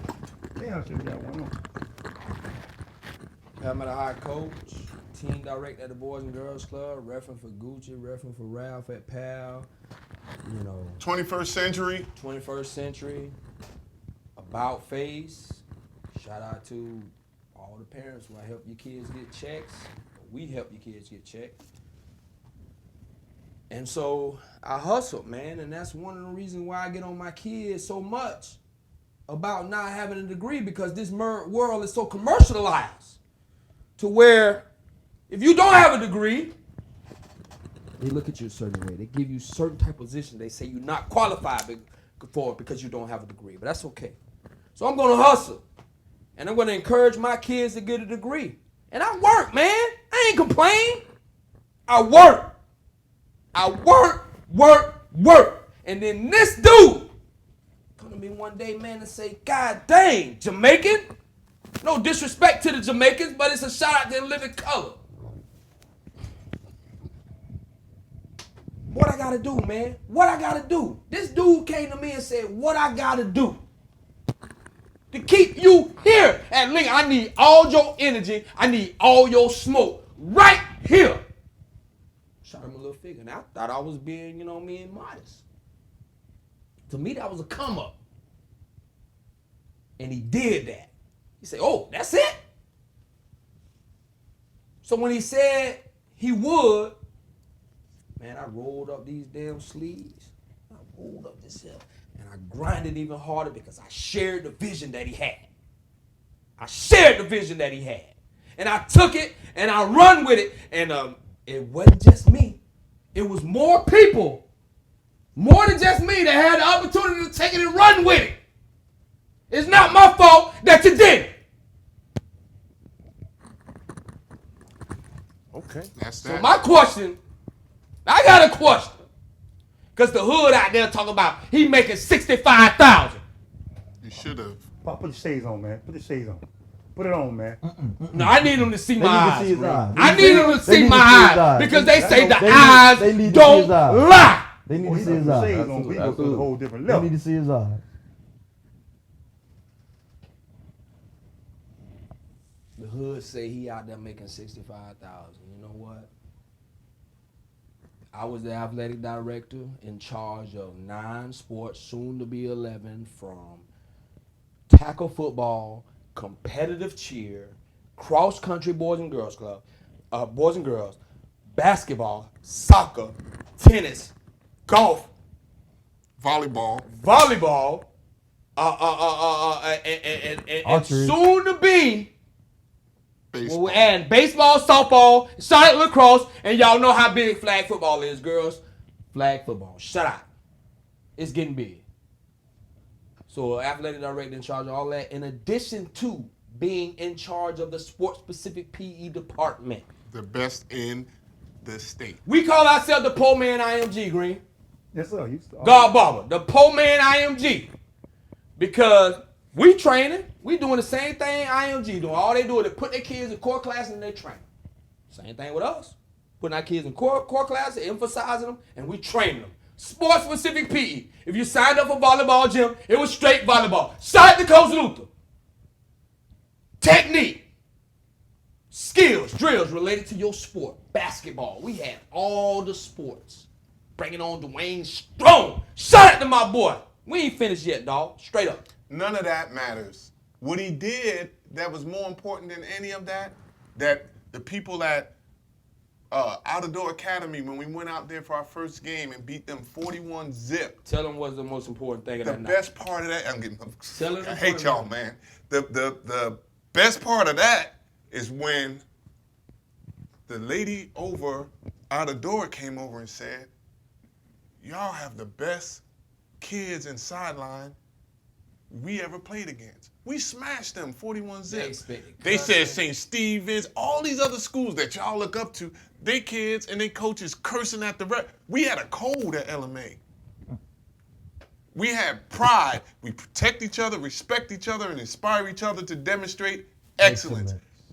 They had a whole component of our athletic program. We kicked everybody's butt, but that's not what made us us. We had pride. They did leadership development. My kids could go anywhere, and they went everywhere. And we never had stinking Lincoln, all that other crap. Everybody was okay when it was that. We compete with ODA, Brayton and Christian. I would say St. Stephen's, but they didn't want none of the smoke, so they folded the whole football team. We competed with all of them in all sports without incident. We beat that one little church school, and lady St. told us, Joe's. St. Joe's, our girls beat them by 80. She said, y'all can come back and play us anytime. Because we were good kids. We taught them to be people. You need a 2.0 to play in Manatee County. You need a 2.5 to play for LMA. And if you fell in between that, you was on probation. And if you didn't get it up, you got gone. You couldn't cut up. Why was the football team so wild? No disrespect to the top Pop Warner teams. But you couldn't come to school and show out all week and then go be a superstar on Saturday. You were accountable all week. Every day. Pride. That's what we do. You ain't finna cut up all week and think Y'all kind of stole pride. We'll get back on that. So, my point is, he was helping, you said that character. Yeah. We can go back. Mm-hmm. We were all about that. And you talk to any of those people. So, yeah, he got that money for this job, but the way he impacted those lives is why those kids were able to walk and go play varsity all over the place the first year in high school, because they knew how to behave. And so that brings me to my question. I'm sorry, the water. Before you answer that question, Paul, I'm sorry. Yes, sir. Let me say this. Yes, sir. Let me say this. Yes, sir. On my cheesy. Yes, sir. What I want to say is, man, I want you to know that there are people out there that have talked about what you've done for LMA. No matter what the degree, no matter what level of leadership you have. I appreciate that. But there are people out there that saw your work. I appreciate that. Saw your efforts, the early mornings, the weekends, the late nights, that saw that. Even if the degree wasn't there, you put in work. Appreciate and that. you worth, I appreciate that. like you said, which was what, 40-some thousand, 30-some thousand? Mm-hmm. You worth more than that for what you did for LMA. I appreciate that, man. So I want to throw that out. I want to give you that, bro, because a lot of people may not necessarily understand. And they think a degree may take, you know what I'm saying, okay, he qualifies. BS, bro. You put in the work, you did what you did, and it showed just by the programs that were exemplified by what I saw from the outside. And real. And I appreciate you on saying that. And before I make this comment or two, I'm going to give a big shout out to B Mobile, because he always used to pick at Hundley. He say, or pick at Hundley and say, you know, boy, I'm going to tell you something, boy. I love you and I respect you, boy, but the hardest working bum at LMA is that damn Jackson. So shout out to B-Way, because he been screaming that forever. So my question is, with all the smoke that your boy done brought to the community from Championship Fridays to All-Star Fridays to you know how I do real, why is it a problem when your boy might be making $65,000? So I'm going to say that right there. What that means, because that was the exact figure. It wasn't 80, this, that, it was $65,000. So my question is, damn, dog. If I was making $65,000, I ain't make it. Where my motherfucking retro? Where my pay at? I ain't get my $65,000. Hold on. If you were making $65,000, why you still in the 49 mobile? Well, that's a different story. That's a different podcast. Go to damn 49. Listen, man. Why you in the 49 mobile? Come on, man. But listen, from my understanding, Ed, it's not a requirement for you to have a degree in the charter school, right? That's not a requirement, is it? Educate them. The requirement. Because I don't understand why everybody tripping on First of all, whomever the anonymous degree having joker was that felt that, that was a personal deal. They clearly didn't know what they're talking about. But more importantly, and that's a touchy subject, and I want to say this, I want that same heat, that same, I gotta know that same, I'm gonna get to the bottom of it for y'all kids. Yes. That y'all coming from me with. Go down on a Tuesday. Let me tell you this. Lincoln, and I saw Lily's wife on here. I saw something she put on there. She said, shout out to the debate team. for Yes, core sir. classes, Yes, sir. Listen. you absolutely Yes, sir. have to have a degree. Or in a charter, they have time where they can go get it. But I'm going on the record, and anybody who worked there will tell you, my core teachers, everybody had a degree. What we did at LMA is we started an hour early. We had what was called Calm Hour. We had clubs. And I capitalized on the talents of everybody at that school. So everybody who had a talent, we were able to make that a club. And then the clubs, they were able to share with kids, and you don't need a degree. So for example, debate team, debate club, Alton Lilly did that, and those kids argued me down about capital punishment for 40 minutes. We had a By the debate way, on the patio. here's transparency.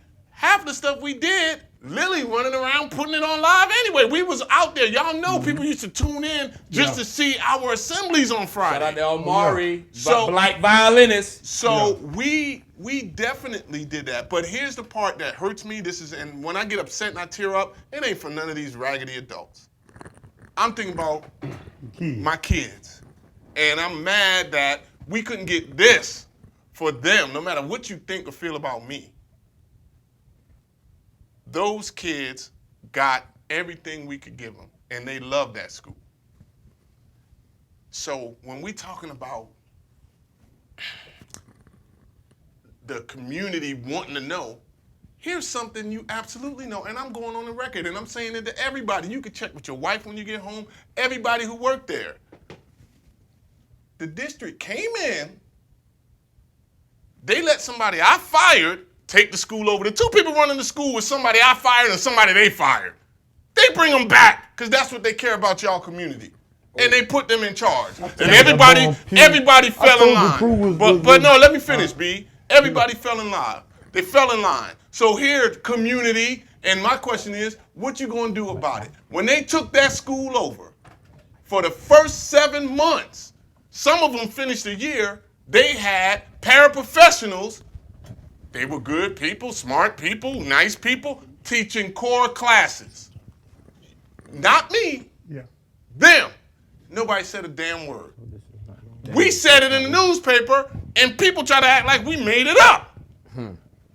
Jackson, did we have paraprofessionals teaching 8th grade language arts? Social? I had people calling me multiple, crying because they were being forced to teach core classes. And here's the best part.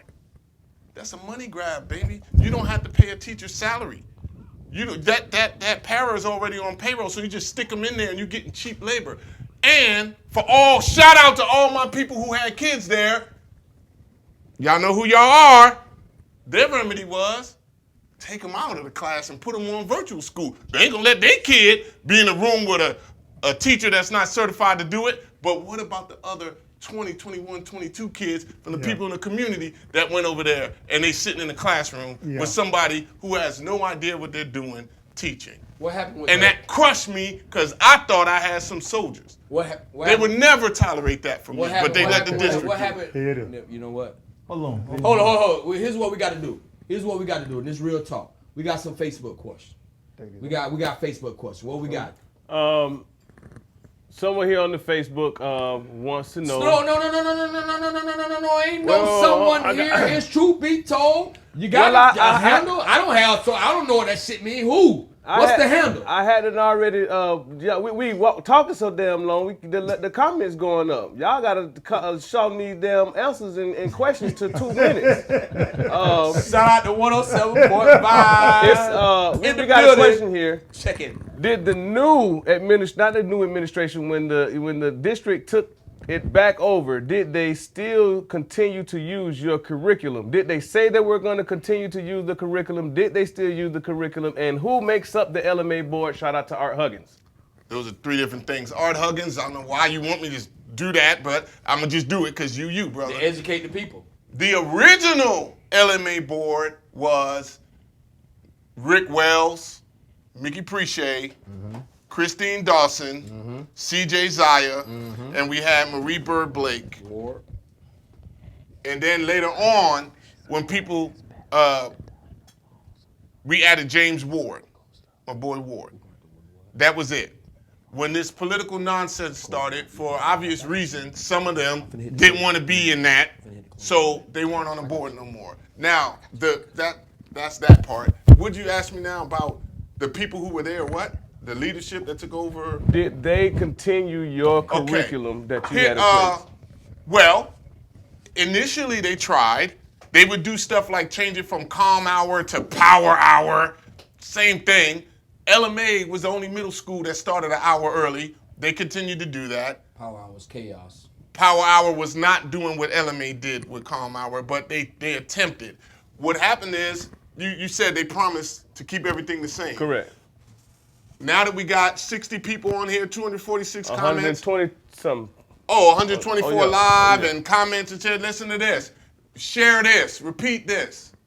Stop being ridiculous. I know it's easy to blame me because I'm just me. But I'm going to do you like I did Mr. Johnson. The district said these things. I'm not going to ask you to tell me the one thing they said that was a lie, like I'm picking out one lie. I challenge anybody to tell me one thing they said that was true.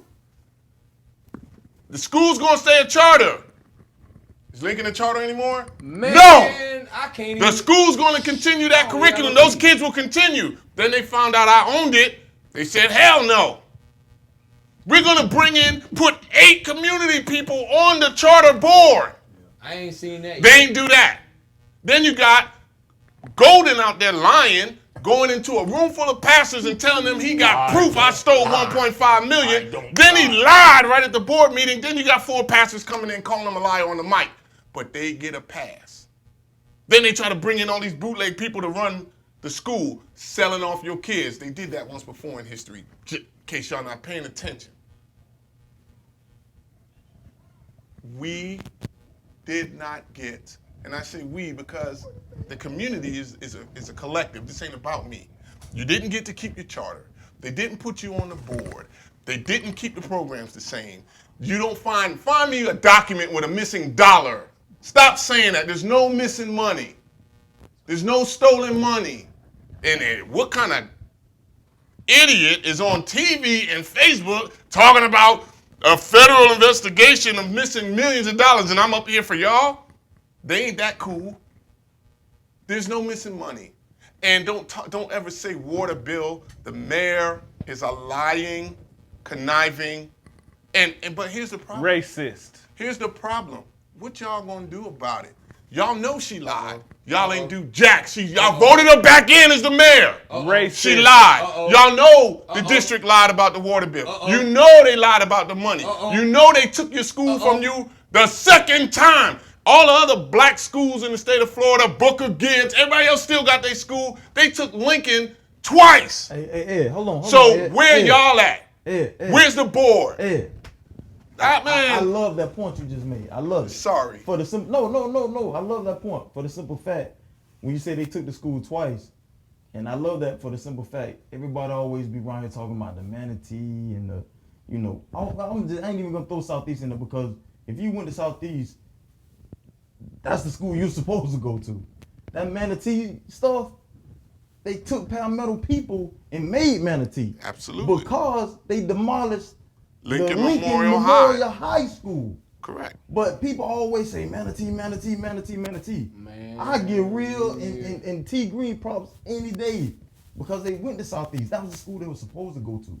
These people that went to Manatee, that went your school. Here's the bottom You stayed line. in Jackson Park. Right. And you went to Manatee when you could have walked to Palmetto High. I know a lot of y'all out there gonna get mad, but it's Troof Be Told. I don't care. Hey, man. I don't care. Man, how much? It won't be no Manatee without a Palmetto. No. What we gonna do? But that's a different show. What we gotta do? What we gotta do real quick? You gonna jump in there? Do we have another Facebook comment or question? And then we gotta wrap this up. Why is Darlene Prue still there? Because the staff allowed her to be. Who asked that question? The question was asked by Beverly Woody Powell. Why is Darlene Prue Prue is still there because she had a hand in what happened to LMA. She came from Marion County. She used to be Cynthia Saunders' assistant principal. She was first here at SUG. then got demoted, sent to Southeast, then they sent her to Lincoln when it was still a school, and then we do like we do as people. We're going to give her a shot. We want to keep her at LMA. She did not want to get with the program. We had a respectable breaker. I said, hey, if you can't do it the way we need it, you can't be here. She opted to leave. Kevin Jackson can attest to this. Why do I think she knew they were going to take the school?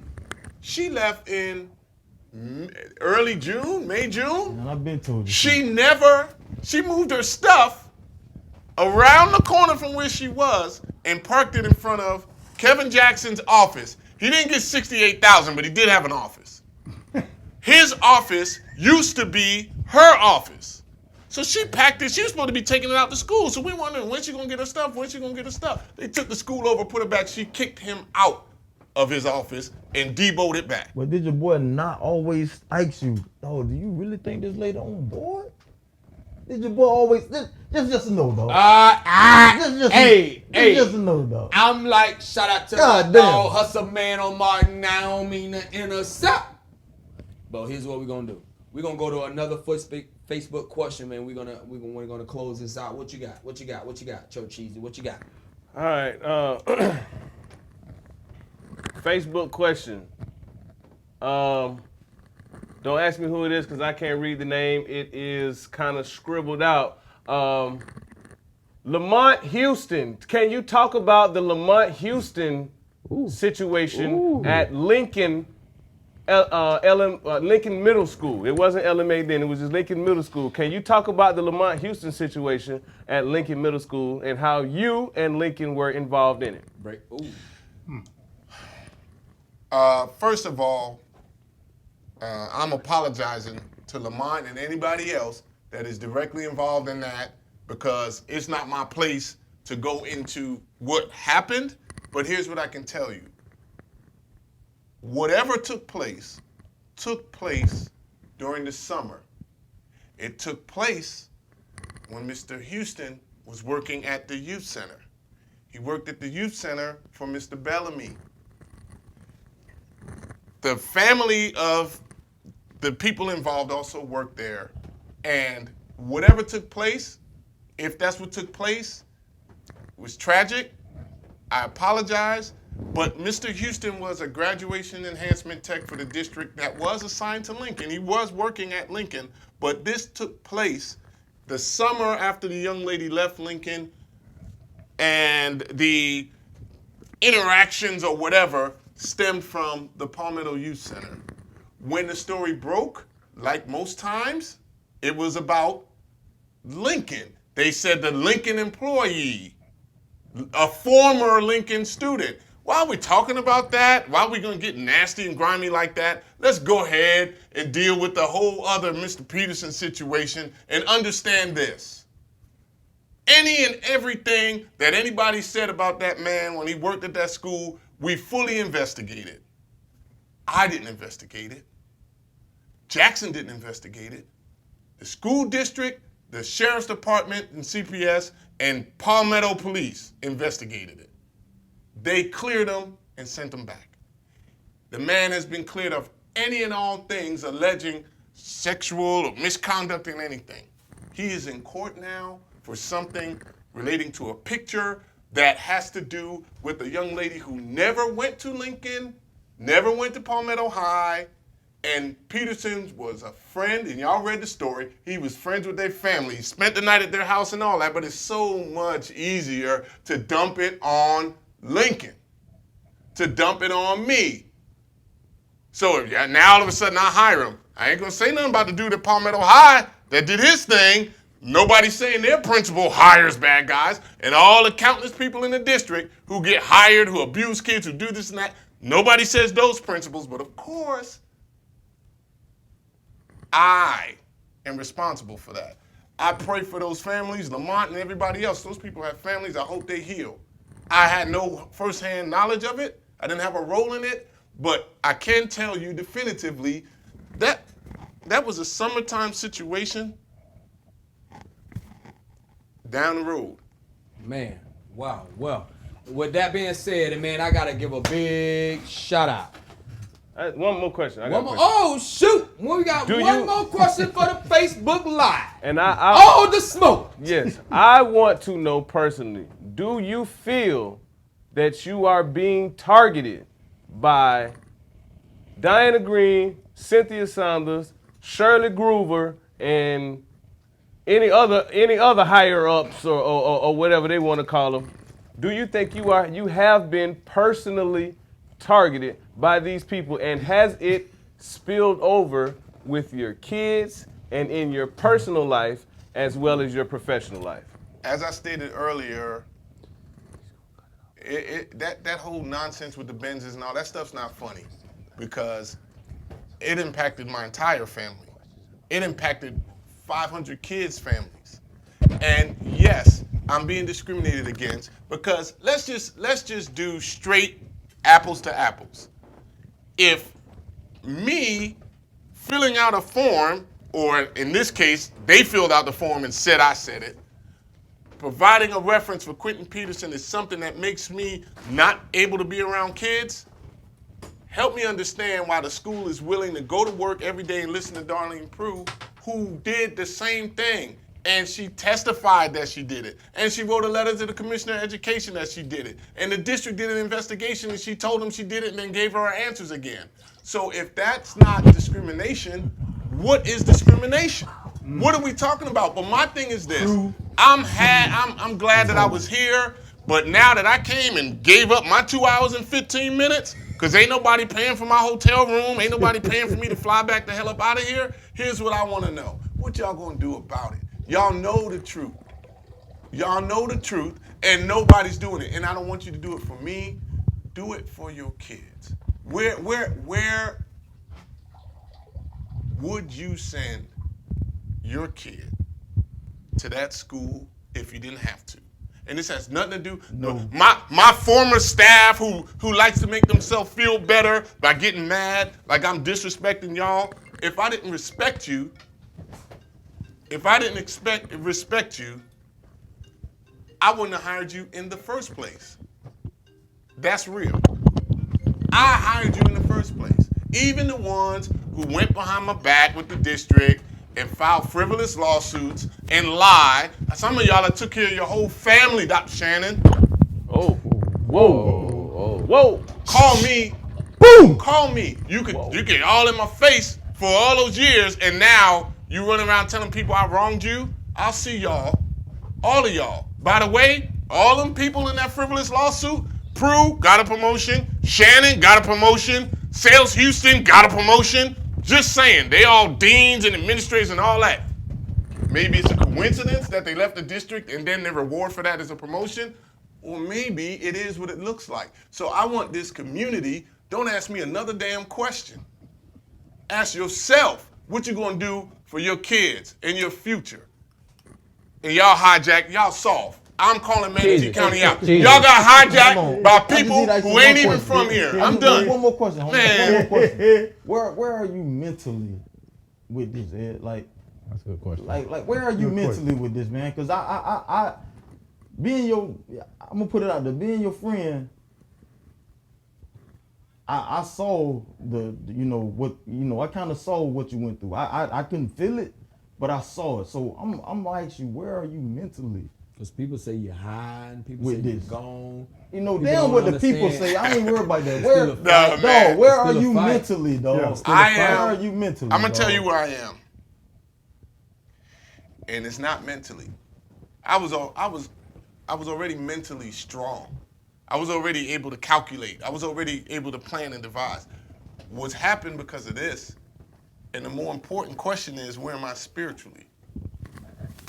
Because spiritually, I had to learn to release everything that had anything to do with man controlling this and trusting God.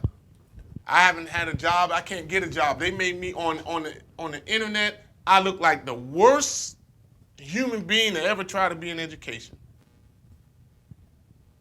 My family's still healthy, thank God. I'm not hungry, thank God. I'm alive, thank God. This case is moving, thank God. So where am I spiritually? I know as much as I was grinding, he was grinding, we were grinding, I needed to take more time out for me and my family because I didn't, and I apologize to them. I didn't take vacations. I was at that damn school. I missed events for my kids because I was at that damn school. I didn't go and do a whole lot of extra stuff with my kids because I was at that school. Or whoever my spouse was, y'all spend more time trying to keep up with that than a little bit, but you know, whatever. The bottom line is where I am spiritually now is I'm free. They can't, no weapons formed against me shall prosper. I ain't worried about it, cousin. So, but I wasn't always there. I was devastated. I was devastated. And even now, 2 years later, I'm still being questioned, and the perpetrators get to just sit there. They still getting their retirement. They still dealing with their kids. What are we even talking about? The city of Palmetto is dead wrong. All they're doing is spending taxpayers' money to have lawyers try to trick us. The district's spending taxpayers' money to have lawyers try and trick us. If everything you did and said was fraudulent, and y'all already know it was fraudulent, the only reason there's no change is because there's no pressure on them. But let them try this out in Lakewood Ranch. Shit. Respect to parents, because y'all fight for y'all. We going to Facebook Live. The people want to know.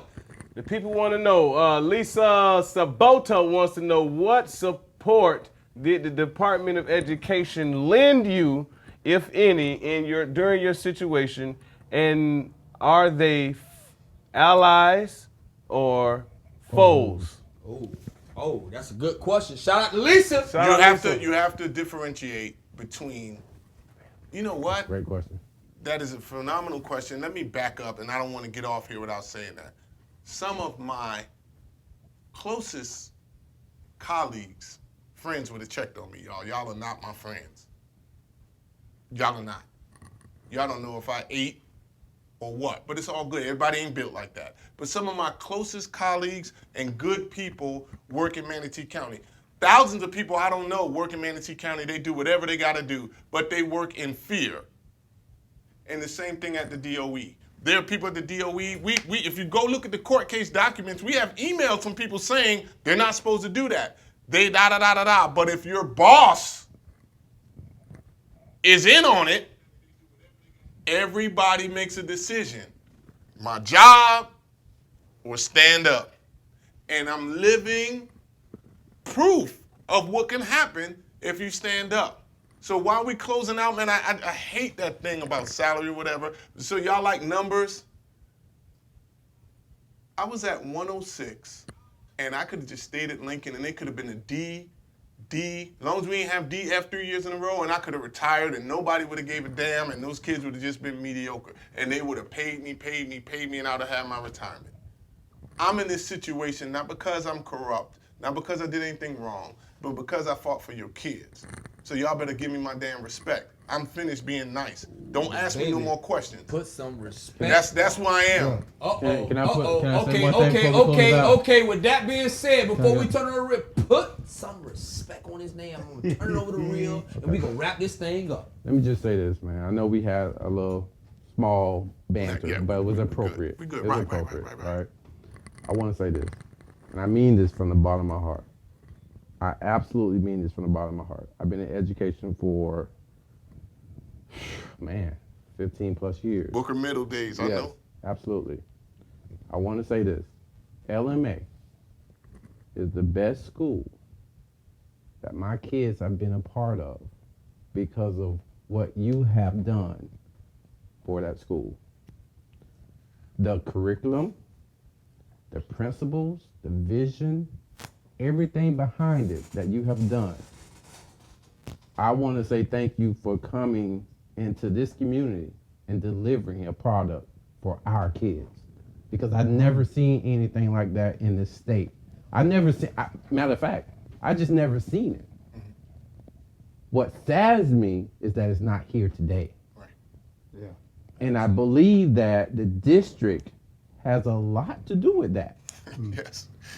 And I just want to make sure that you understand, man, it's nothing between me and you. No. It was questions that I had that I just need to address with you that I think are appropriate. And I thank you. And that's the LMA way. I thank you for coming LMA on way. this broadcast and answering and standing up to the tough questions, and also Facebook Live and whatever things that we had as a podcast for this man.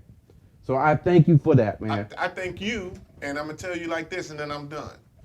I can respect anybody that does what you just did, because I already knew, Reg, real. I knew. I knew in the beginning, you was like, everybody, a lot of people. I knew where you were, and then I watched you, and you were on the periphery. Then I watched you get a little involved, and your son was involved, and you end up coaching. And then what you did, you had to weigh what you thought and what you were seeing, and then you had to make a decision. But you said it to my face. And I was able to answer you. So we are better now than we were before. Right. I promise you that. You're right. I promise you that. So I appreciate y'all. I'm good. So Thank you. hey, Yeah. big love to all y'all viewers, man, because it ain't possible. You got to comment, you got to subscribe to the YouTube, Troof Be Told. Shout out to Real Deal. Shout out to B Mobile. Shout out to the God Barber. Shout out to Technology behind the scenes. I want to give a big shout out to our special guest in the house. We got 107.5 himself, Church Cheesy, Big Dog Mel, and of course, I would be remiss if I did not give a shout out to Mr. Ed Hundley himself. We appreciate you, big dog. Absolutely. Big dog, That's sitting in real. that seat and That's get real. all the smoke. And like I always say, there's 3 sides to the story. Yes, sir. What is the pop? This side, there's that side. And then it's what? Troof Be Told. What? A lot of shit in there. Really late going. Black.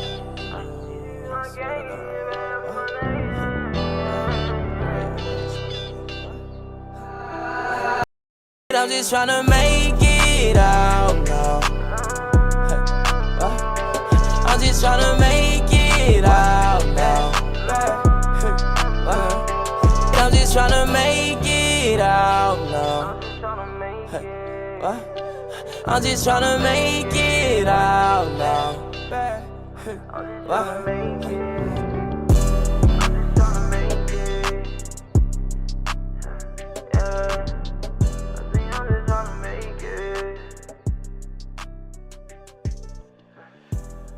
Trying to